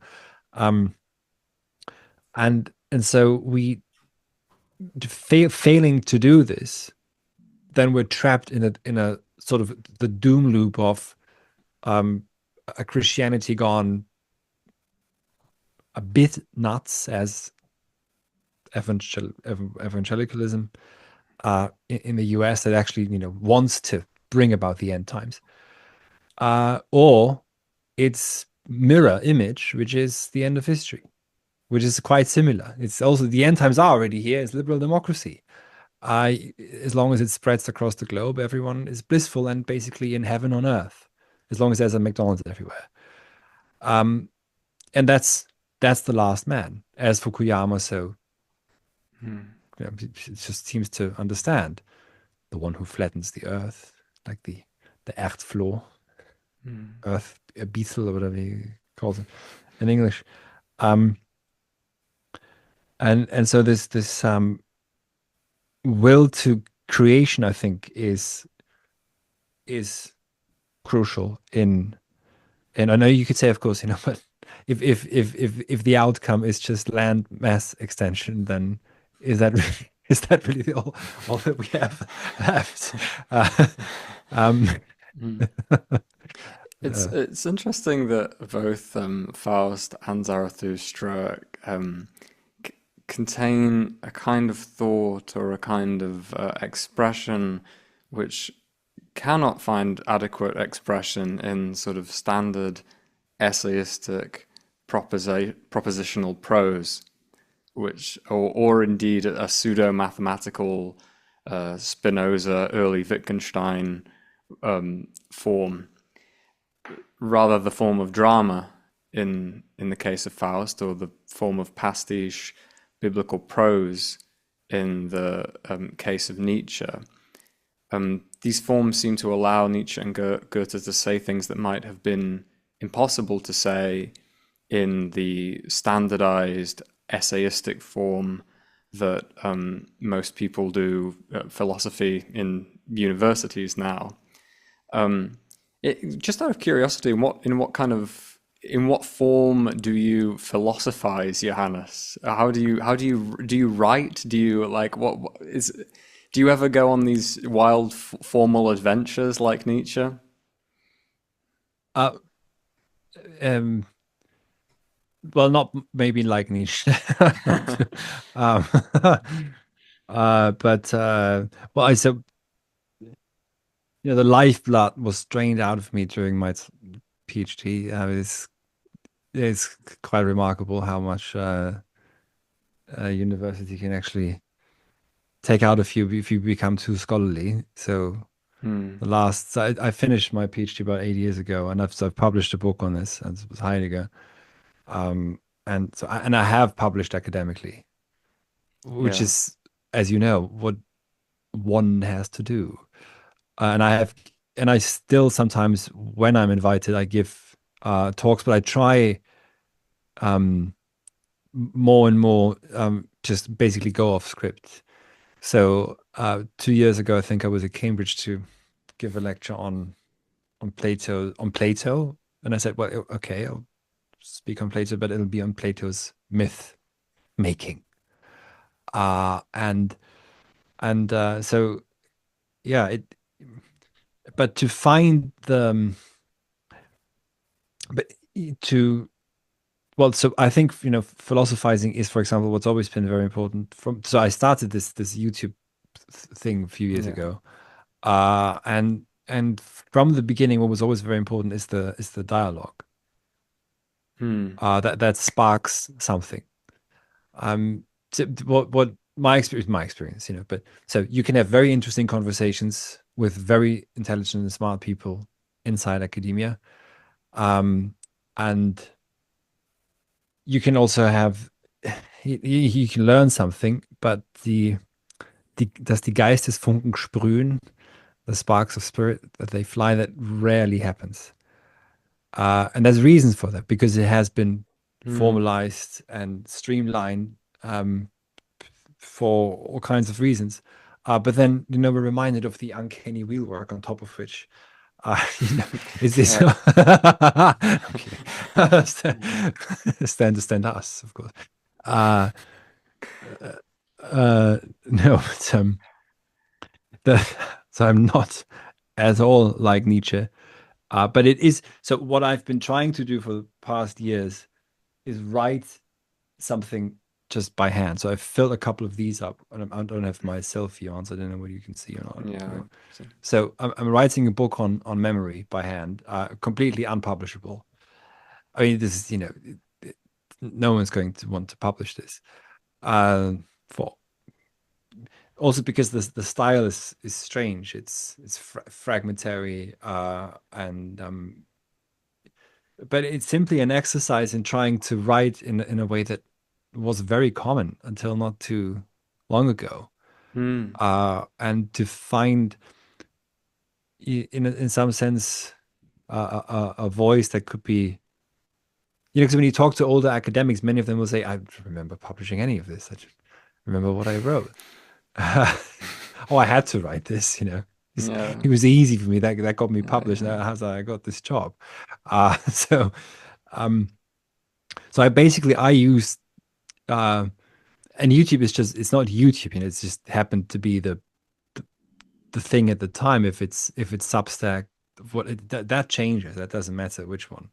Um, but I've used these outlets as literal outlets, so let something out, if you like, to to be more experimental again. And so that's the philosophizing, um, and yeah, and I read and I write and I teach, but I try not to teach when I teach, at least in an academic, or too much. And so the format, you could say, of course, is always, people come in, there's a Zoom meeting and there's a lecture and then we have a discussion. But it doesn't, there's no learning outcomes, first of all. So there's no, Yeah. Yeah. I'm That's not trying very to, important. yeah. I mean, that kills everything, right? Yeah. You If you know where you're going, how on earth can you get there? I mean, this is why I was hesitating a bit when you ask me, what do you think of the ending of Faust 2? So I'm about to teach Faust 2. Ah, I And didn't I know that. have Sorry. and I have and I have certain notions, but I usually, what happens to me is that when I go through the text again, and now it's a different situation. Now I have to present something. Everything changes. And then I might go back again to this a year later, and it might be different again. And but again, this is not something that used to be unusual. Fichte, good old Fichte, who was fired from Jena, as we all know, because atheism, a crime at the time. He was cancelled, uh, and and then went to Berlin and did marketing for his brothers who were in the textile industry. I gather, check that you read German. Ja, ich Ja. nie Fichte gelesen. Nein, das macht nichts. I just thought you were going to say nie wieder. This is a very good book for anyone out there who reads German. Stolz Ja. Self-View. Das Geld der Dichter.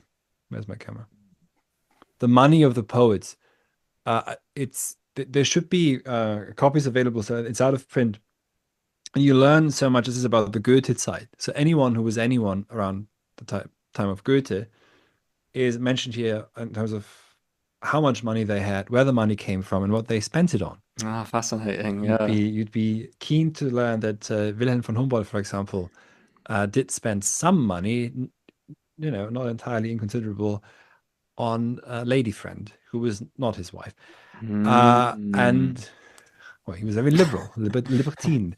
And that Schlegel um, was a good friend of Novalis, uh, but also did ask him for money very often with very flowery letters. Oh, He I has a font. He has value. a font in his name. He's asking Um, for it. yeah, I, the, yeah, it's yeah, dangerous. Eichendorff just working in offices his whole life, Prussian offices as well. That's sort of The the worst kind. bureaucratic vanishing point. Yeah. Yeah. Uh, Um, do you have to go now, Johannes? You said no, like no, 90 minutes. I still, I've been released for some time. But Okay, you'd be cool. interested to learn, for example, so when Goethe was a student, he spent around 200,000 euros a year. And when Schelling was professor in Berlin, he earned about 1 million euros a year Phew. in terms of today's terms. So Not to bad, give all not the bad. academics out there an idea that you're actually being ripped off. Uh, so, uh, so never believe for once that there have ever been any poor poets or artists.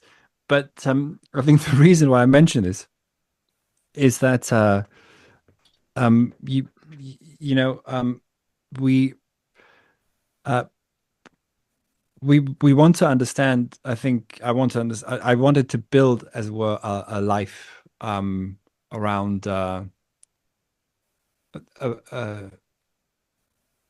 uh, around philosophizing that isn't academic.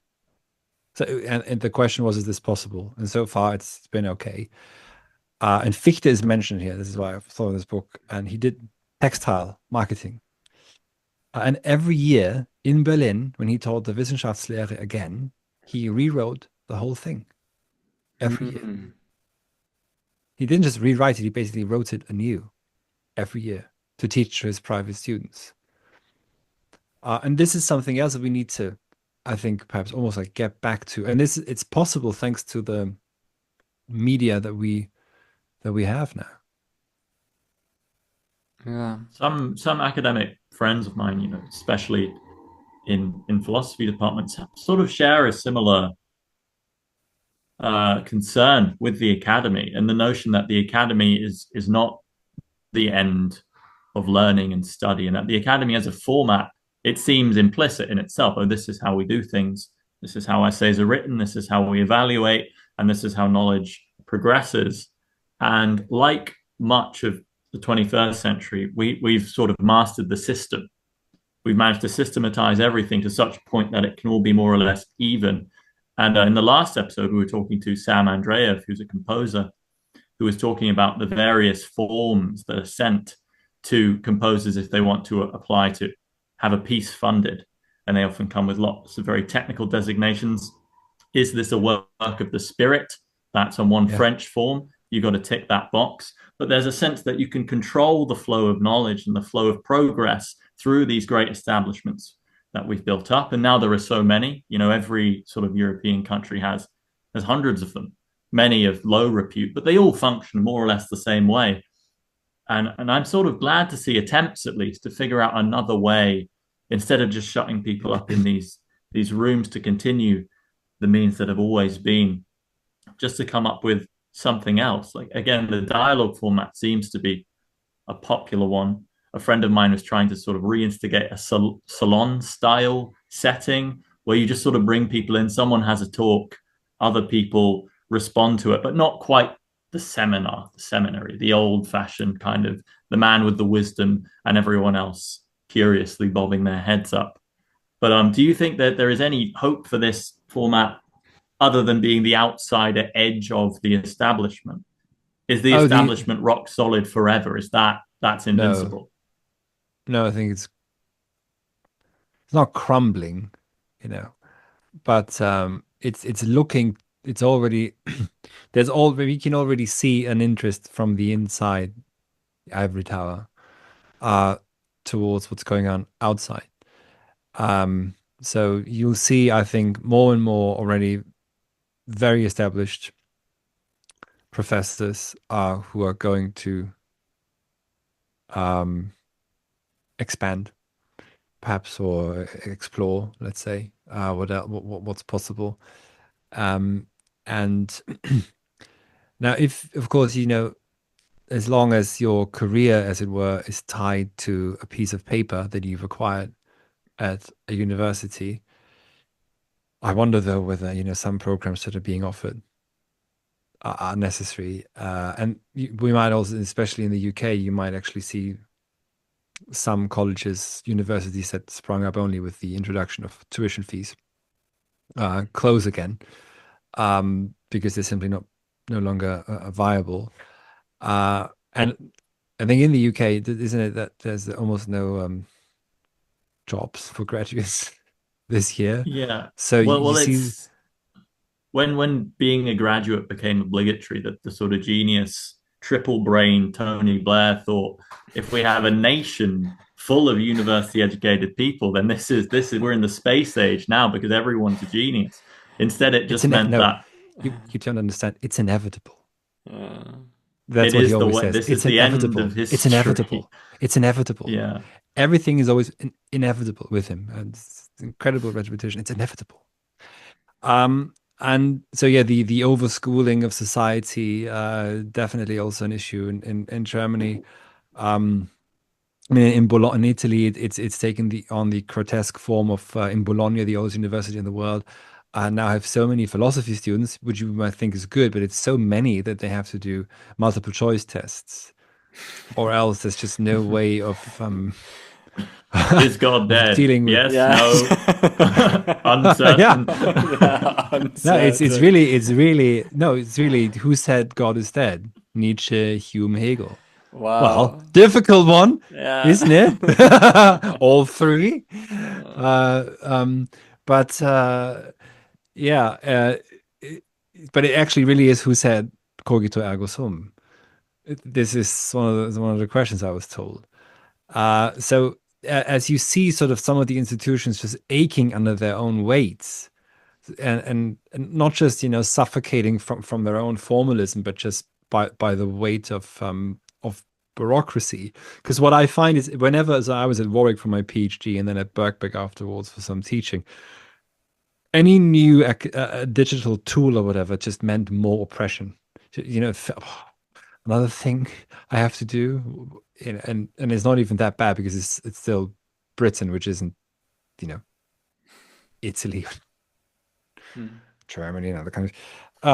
It's a much more bureaucratic, and I think you'll see just by interest, because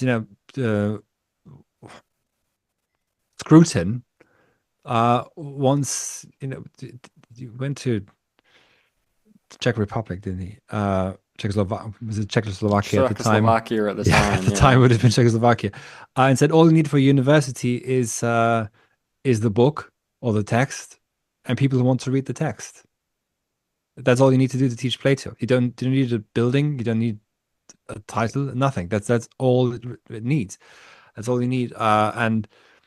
And so there'll be So I think it's going to bifurcate. You'll still have universities that print degrees, and you'll need that piece of paper to get a job. But that might not be the place where you go to read the text you want to read and write on them, etc., and pass on that knowledge. That might actually happen somewhere else. And then of course on the other side, so the danger of all of this, the danger of a just dialogue based conversation or dialogue based exchange, etc., is of course that what I've noticed is that you could have a sort of lack um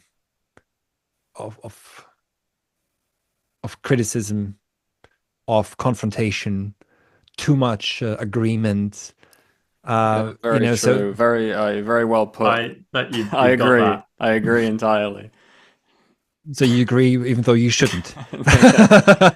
in this very moment. I disagree. Uh, I don't agree. think that's a problem. Yeah, I disagree I- with Milo about his disagreement. No, it Yeah, needs but yeah, disagreement. you're right. or else there's this there's this it feels like meaningful, but it's actually just more, it's just meaningless. I'm not going to say the circle J, but we're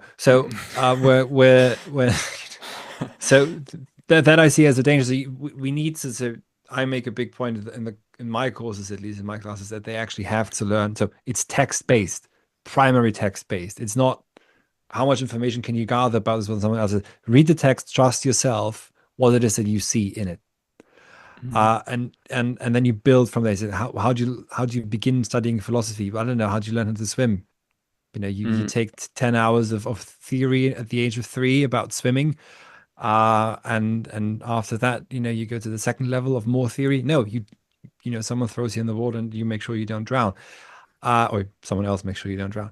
But then you have to write. So reading and writing, and learning how to write, but not in this academic sense.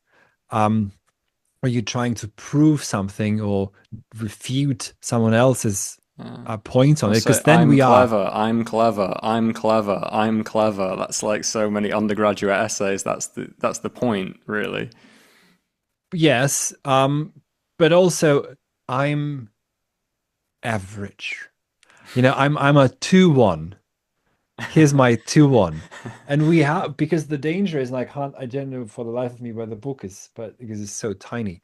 E.M. Foster's The Machine Stops. Oh yeah, what a great short story that is. Yeah.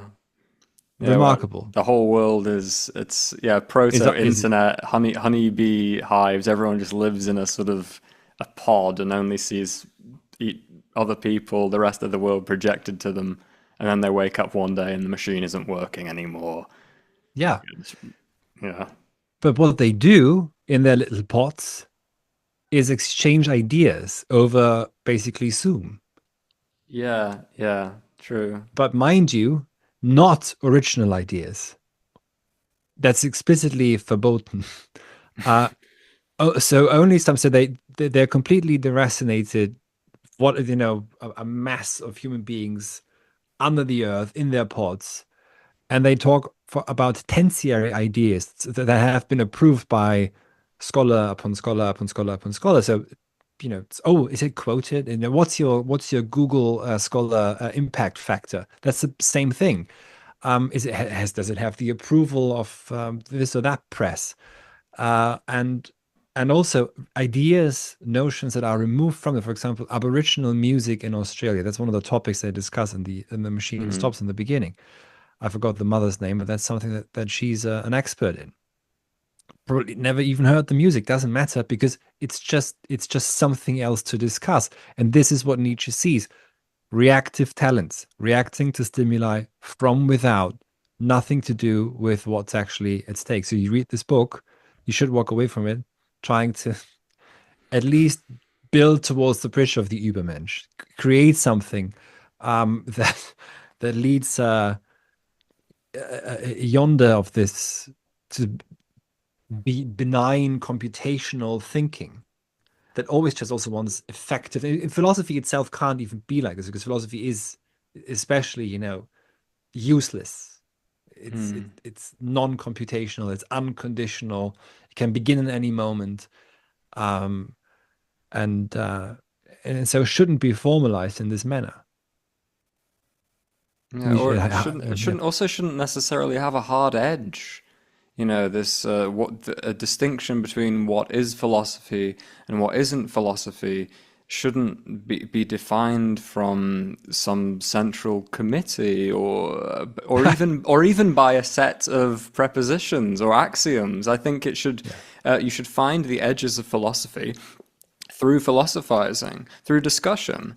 I think there are some people to whom, like Camus or indeed Nietzsche, certainly Goethe wouldn't count as philosophy. It's not built in a specific rigid way. Kant obviously is philosophy. You look at the way these axioms are building towards prepositions, building towards full arguments. Whereas anyone who has a more poetic voice or temperament or a kind of mind that is, I don't know, has more electricity and fire within it,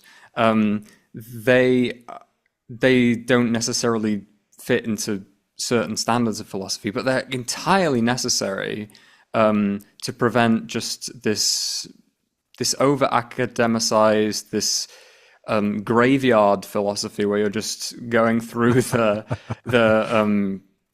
the ideas Yeah. of the past, Yeah, reciting them but shorthand, not engaging with them anyway, and not like feeling them in your blood and in your yes, body, in but your mind. yeah, to tie this back to Faust, so this is also the what we're confronted with. We have for the first time everything at our literally at our fingertips. Yeah, Mm. anything. It the Perseus library is wonderful. Any text you look at any Greek word and Latin. Uh, but that doesn't mean that just by being confronted with all this information we make any sense of it. So the the decision is basically ours. Does it just remain ghosts, um, the texts or the whatever we've inherited from the past, or does it come alive again? And in what sense? Mm. And I That think I it's think, interesting yeah, if we just take it, back to Plato, and then when we're with Plato, we're thinking propositional, we're thinking about these rather strict philosophical forms. But it is, of course, a dialogue and also written in the dialogue form. And often, I think in maybe the better dialogues, the drama is part of it. Like in Gorgias, it's not just here are these useful interlocutors with whom Socrates can talk. But actually, there is a sense of dramatic progression. There is a sense of the rational and the irrational reactions as these characters grow more and more irritated with Socrates. And so it's an artistic impulse as well as it being an ideal model, a replication of maybe an in-person dialogue. But I think there is more to it. And in some of the earlier dialogues, you have a lot of the sort of prose yeah, descriptions of what went on. And I don't think it's just glue to put together the arguments. I think actually the nature of what is being said there is important. And to just kind of dig it out. Okay, what's the argument, Socrates? Enough of the yip yap. That's losing some of yeah, the point of it, the artwork yeah, of it, the philosophy of it. yeah. We schematize our philosophical inheritance. It's here are the virtues, these are the vices. Apply them in this way, and you live a good life. Here's what Stoicism says. Don't worry about anything. I mean, it's ultimately, and not that academic philosophy is quite that silly, but uh, and always, what always strikes me is that the stranger aspects are always ignored. I mean, Plato does speak of the demiurge. He does relate to us Atlantis, in opposition to Athens in the Critias dialogue, for example. Again, in Aristotle, we all quite regularly we end with the divine, and seeing the divine, and this is oidaimonia. This is how the world becomes familiar. This is being well spirited, um, and I think there's also sort of almost like a whitewashing. I don't know if that's the right term. Uh, of Grey washing. well, A yeah, removal of the strange, a removal of the divine, the extra yeah, worldly. yeah. Well, yeah. It's that's always so. You have Nietzsche scholars who, the will to power is simply implausible. Well, okay, so it's implausible, but that's all he's on about. It's is that life is will to power, so you have to take it seriously. And uh, yeah, yeah, because if we don't, I fear that we lose. There's a British film which I always forget what it's called. 'Cause it's not a very significant film. Uh, it really is. It's a standard dystopian story of people who are not allowed to have any feelings.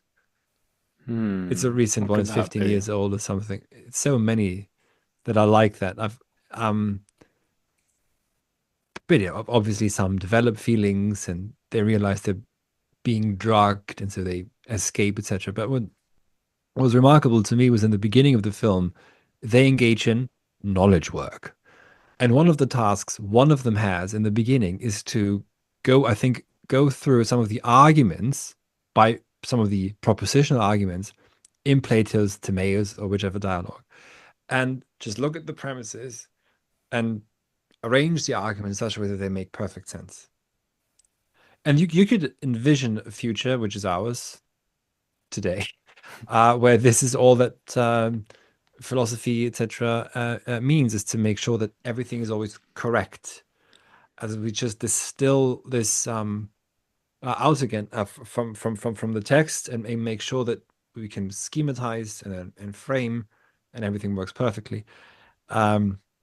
Or we realize that we are addressed by certain questions that we perhaps are not addressing in our time, because we burdened by information and knowledge that isn't really ours anyways. Also, this is the, I think, wasn't it Simon Critchley who called it the Hamlet problem, if I remember correctly. He said we're burdened with information and can't act. Yeah, and you're already taught to categorize in a boneyard way in school. For some people, this kind of dry, prosaic, propositional kind of categorization is indistinguishable from thought of any kind. That is thought. That now is thought. I mean, and you Yeah. see this with young students. I mean, I'm old, I'm 41, and when what's really changed in the classroom, university now, is that they come in and they ask, they want the learning outcome. So it's now the student at 18, 19 years old who wants the learning outcome, who wants to be able after 45 minutes to regurgitate a certain concept to you. Yeah, and it's preparing for the exam. This is now the university challenge. What will be in the exam, sir? Okay, will this come up? What does Nietzsche say about the exam, sir? Yeah, I've not once been addressed this formally or politely by any student. Hey, I mean, I remember my Oi, geezer. Well, yeah. Johannes Niederhauser. Yeah. What kind of name is that, mate? I remember my PhD supervisor, Miguel de Bestegui, said to me, I'm not responding to these emails anymore. They just say, hey. But I remember first time I taught as a TA at Warwick, it was on Plato. I thought, I'm in heaven. I get to teach Plato. And it's on the allegory of the cave, on the cave myth. So I come in all dressed in black, of course, make a big show of it. And stand by the whiteboard, say nothing for the first couple of minutes, and they're all getting very distressed by it. And I said, why are you here? Why are you here? And I thought, there'd be this outburst of, I want to understand the questions of the meaning of the universe. And after, this completely discombobulated, embarrassed by me, basically. And one of them raises his hand and says, is this relevant for the exam? By which he was passive-aggressively trying to make me aware of how much I'm wasting his time and everyone's time. Get to the point. Get to what's relevant for the exam. My German friend Elias, who went to school in Görlitz, he described sort of the end goal of German education as the sort of systematic destruction of all literary, aesthetic, and philosophical instincts in children, so they grow up as Audi manufacturing zombies. Especially Germanistic Goethe classes, he said, function kind of like a vaccine. So school will give you a little puny little dosage of Goethe in this neutralized, sterile, harmless form to immunize each one of the children from Goethe for life, to make sure that none of the children in this class and in this classroom are ever going to develop the mildest interest in Goethe for the rest of their lives. Kind of works in English schools as well with Shakespeare. But that leads So I mean, Nietzsche sees this. There's this series of lectures that he gives on the future of our academic institutions, to a deep problem that we probably have everywhere in Europe, which is can you generalize? Can you really offer Bildung in a general manner to everyone?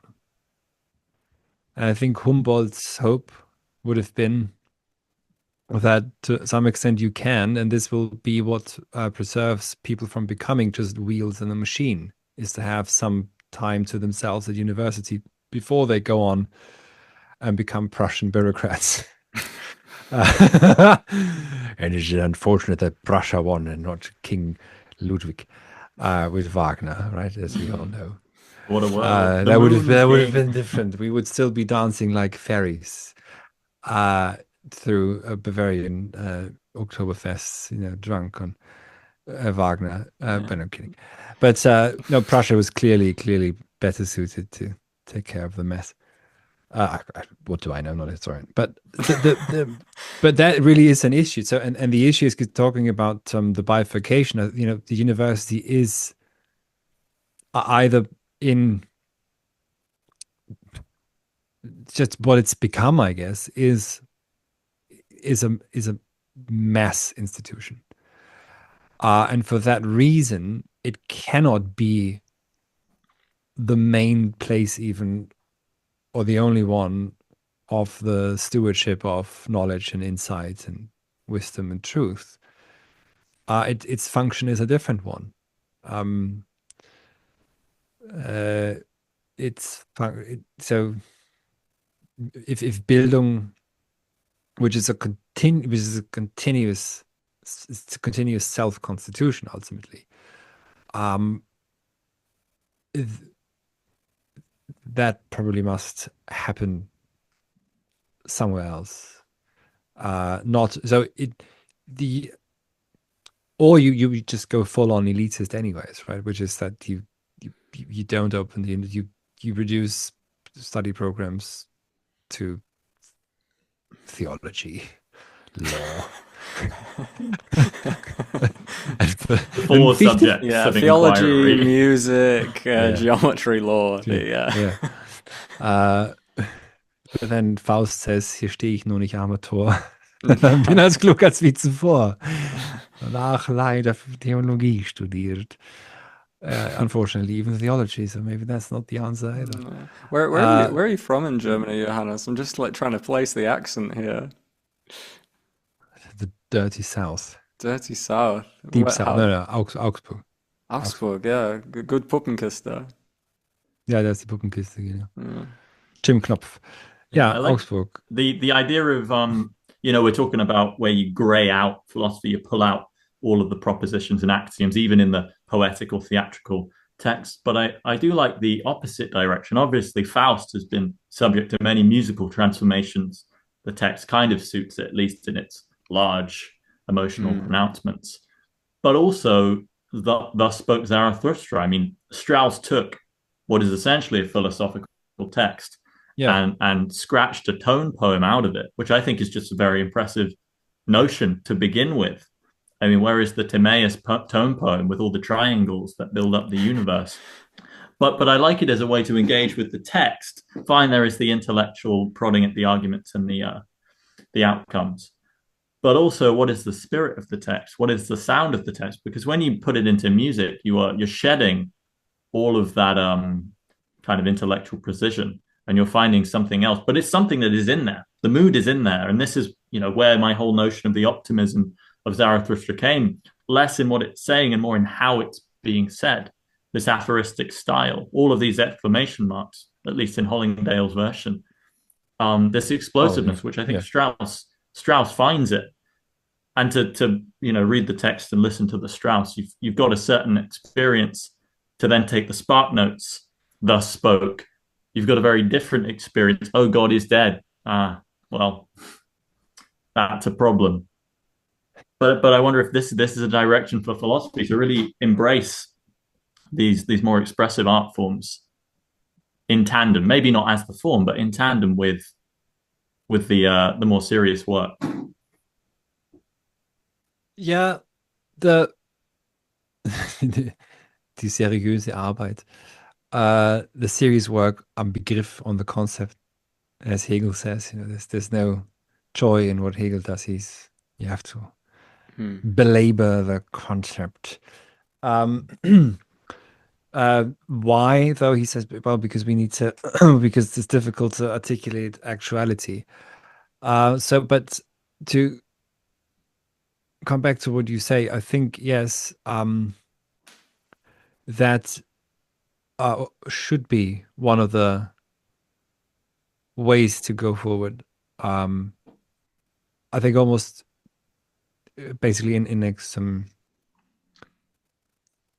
explicit attempts of bringing different art forms together. And, and maybe to some extent that is perhaps even happening. I don't know if there's, uh, but you write something almost with the explicit attempt to inspire something artistic, uh, really clearly to inspire, let's say, uh, musical creation. That's clearly in there Um, in Nietzsche. and I mean, and also yeah, as a frustrated composer. And Nietzsche's the figure who comes up in Nietzsche more than Socrates, more than Jesus is Wagner. Wagner is the great shadow over him. It's not. And even Nietzsche's engagement with Schopenhauer feels like it's an engagement through Wagner's metamorphosis of Schopenhauer into the operas. yeah. Of course, there's a question whether there is a Wagner out there today, or where. Uh, there's also an issue of course of, of patronage. I mean, Wagner wouldn't have existed without König Ludwig. Today, you have to go to all kinds of different bureaucratic bodies to get funding. So that's, I mean, so the economic side is financial side is really actually important. And Nietzsche himself did have a life stipend from his professorship in Switzerland. He was not he wouldn't couldn't have made it without, but he did self-publish, for example. So many of Yeah. his works was self-published, and he basically bankrupted himself for it. Goethe is another example. He did have a day job as some sort of chancellor, or whatever, and he was the Schatzmeister, and he was in charge of the completely, empty silver mines in Weimar that went nowhere. But that's and he was a theater director Mm. or manager even. Um, Again, think back to the prelude on the stage or on the theater, Oh yeah, of in course. Faust, where the theater director or the manager explicitly says, serve up something that's entertaining for the masses. And the poet, and I think Goethe is all three of them combined. Mm. He is the funny person, which is Mephistopheles, a tempter, a seducer, someone who creates illusions, and he's also the pure poet who wants to strive for truth. But he's also the just rational manager who understands that you need to, in this age, you need to sway the masses. And the same, I mean, we forget who Shakespeare wrote his, or who saw his plays. We forget who saw perhaps Sophocles' plays, or tragedies. And so we, the attempt, though, I think really has to be to in this to build. So let's say you have a core idea or a core notion what your life work is about, and of course you can spectacularly fail at that, right? If it's clear you want to write the next science of logic or something, you fail miserably at it. But at least you've tried, and then you try and make it work economically, financially also. So it needs to be full rounded. We do have the notion of the Renaissance man, Leonardo da Vinci, the first cheat, as you know, he cheated his way into getting funding. Uh, I think from the Medici. as far as I know. They also build weapons. Uh, but so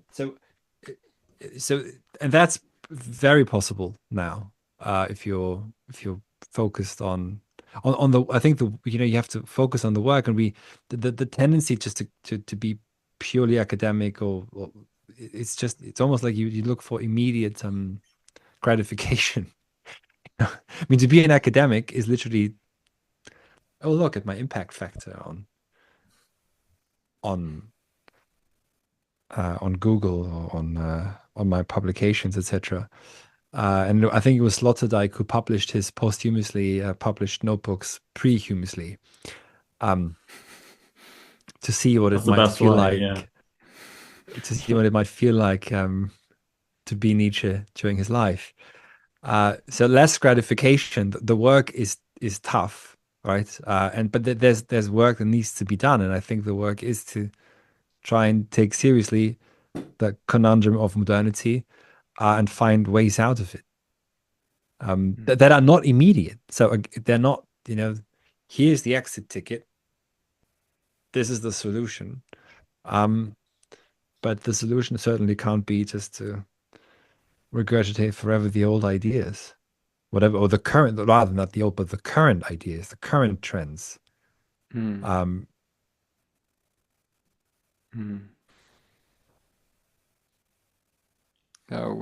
Should we wind towards the end? We tend to ask our guests what book you would add to the biblical canon. Maybe less relevant in a in the post-Christian cosmos, but still, there's a billion Catholics out there that's added to the canon. All the councils pass it. What work of literature or philosophy would you like read to a billion people once a week? To a billion people? Yeah, to the remainder of Christendom. Well, Harry Potter, obviously. Which one? Final Which answer. one? I haven't read any of them. I'm hearing that they get worse and worse. I look at the size maybe of 5, which is Yeah. that's post, I think after 4 rolling becomes uneditable, because this fish is too big to fail. Yeah. Order of the Phoenix goes in the Bible. Order of the Phoenix is in the Bible. You heard it here first. That's deep Harry Potter lore that I'm not too familiar with. Yeah. But no, to reflect it back on them, how how malleable Christianity really is. I mean, how it can just survive. Potter is Moses, and is Christ to a certain extent, isn't he? This will be the pull quote for the video. Potter. And don't forget Waldemar. Waldemar, don't be mean. But what to read to Catholics in a more serious manner? I don't know. What would you read? Read to all of them, transmit it to all of them. Is looking around here. It's just in the canon. It means it's it's gonna be part of the most read collection of text on earth. What do you put in there? Dante. Yeah, but only the Inferno. It would fit. It would fit. A lot of people think it's already in there anyway. It should be, isn't it? I have no idea actually. What's in there? No. What should be in there? So yes, Dante would put in. Obviously, also Mainländer, just to challenge them a little bit. Yeah. Well, now there's stuff like Job, Ecclesiastes. There's some pretty Mainländer Richtung stuff in there already. There you go. In the maybe so. Given that they're Catholics, maybe the Bible. Well, maybe because most Catholics don't actually read the Bible. That's what I was about to say. I don't know if you are good cradle Catholics, but if you know one, you'll know that Catholics have not read the book. This is why adding the Pasolini entirety of the Bible to the end of the Catholic Bible. No, actually, read it to them every week. Yeah, to have some notion of what they actually believe in. which is ultimately, as you know, so I'm from Bavaria. In Bavaria, we do believe in Bavarian heaven. And if you happen to be from Prussia, you can't enter. You mustn't. You are not allowed True in. enough. True enough. Yes, and all the important saints are Bavarian. Peter, Mary. Is there anyone else? And, and that's what we believe, you know. And you go to Sicily, and they'll tell you the very same thing about their Sicilian heaven. Do you think anyone from the north is in there? Yeah, this is why Pasolini made his Gospel of Matthew movie, because he knew no Catholic has read the Gospel of Matthew, particularly as an individual text. They know the Gospels and the story because they've heard it told to them by an Italian man. But so he actually made the film of the Gospel, looking at the Gospel, knowing not a single Italian in the audience is aware of this text. And didn't write a script. He didn't. He just took the Gospel of Matthew out into the Italian countryside with untrained actors. Inexplicably makes the best Jesus film ever made. Yeah, what a guy. I like the Bible at the back of the Bible. That's a good addition. Makes it huge as well. Yeah. What's 66 times 2? Yeah. 132. Yeah. Double. 132 books.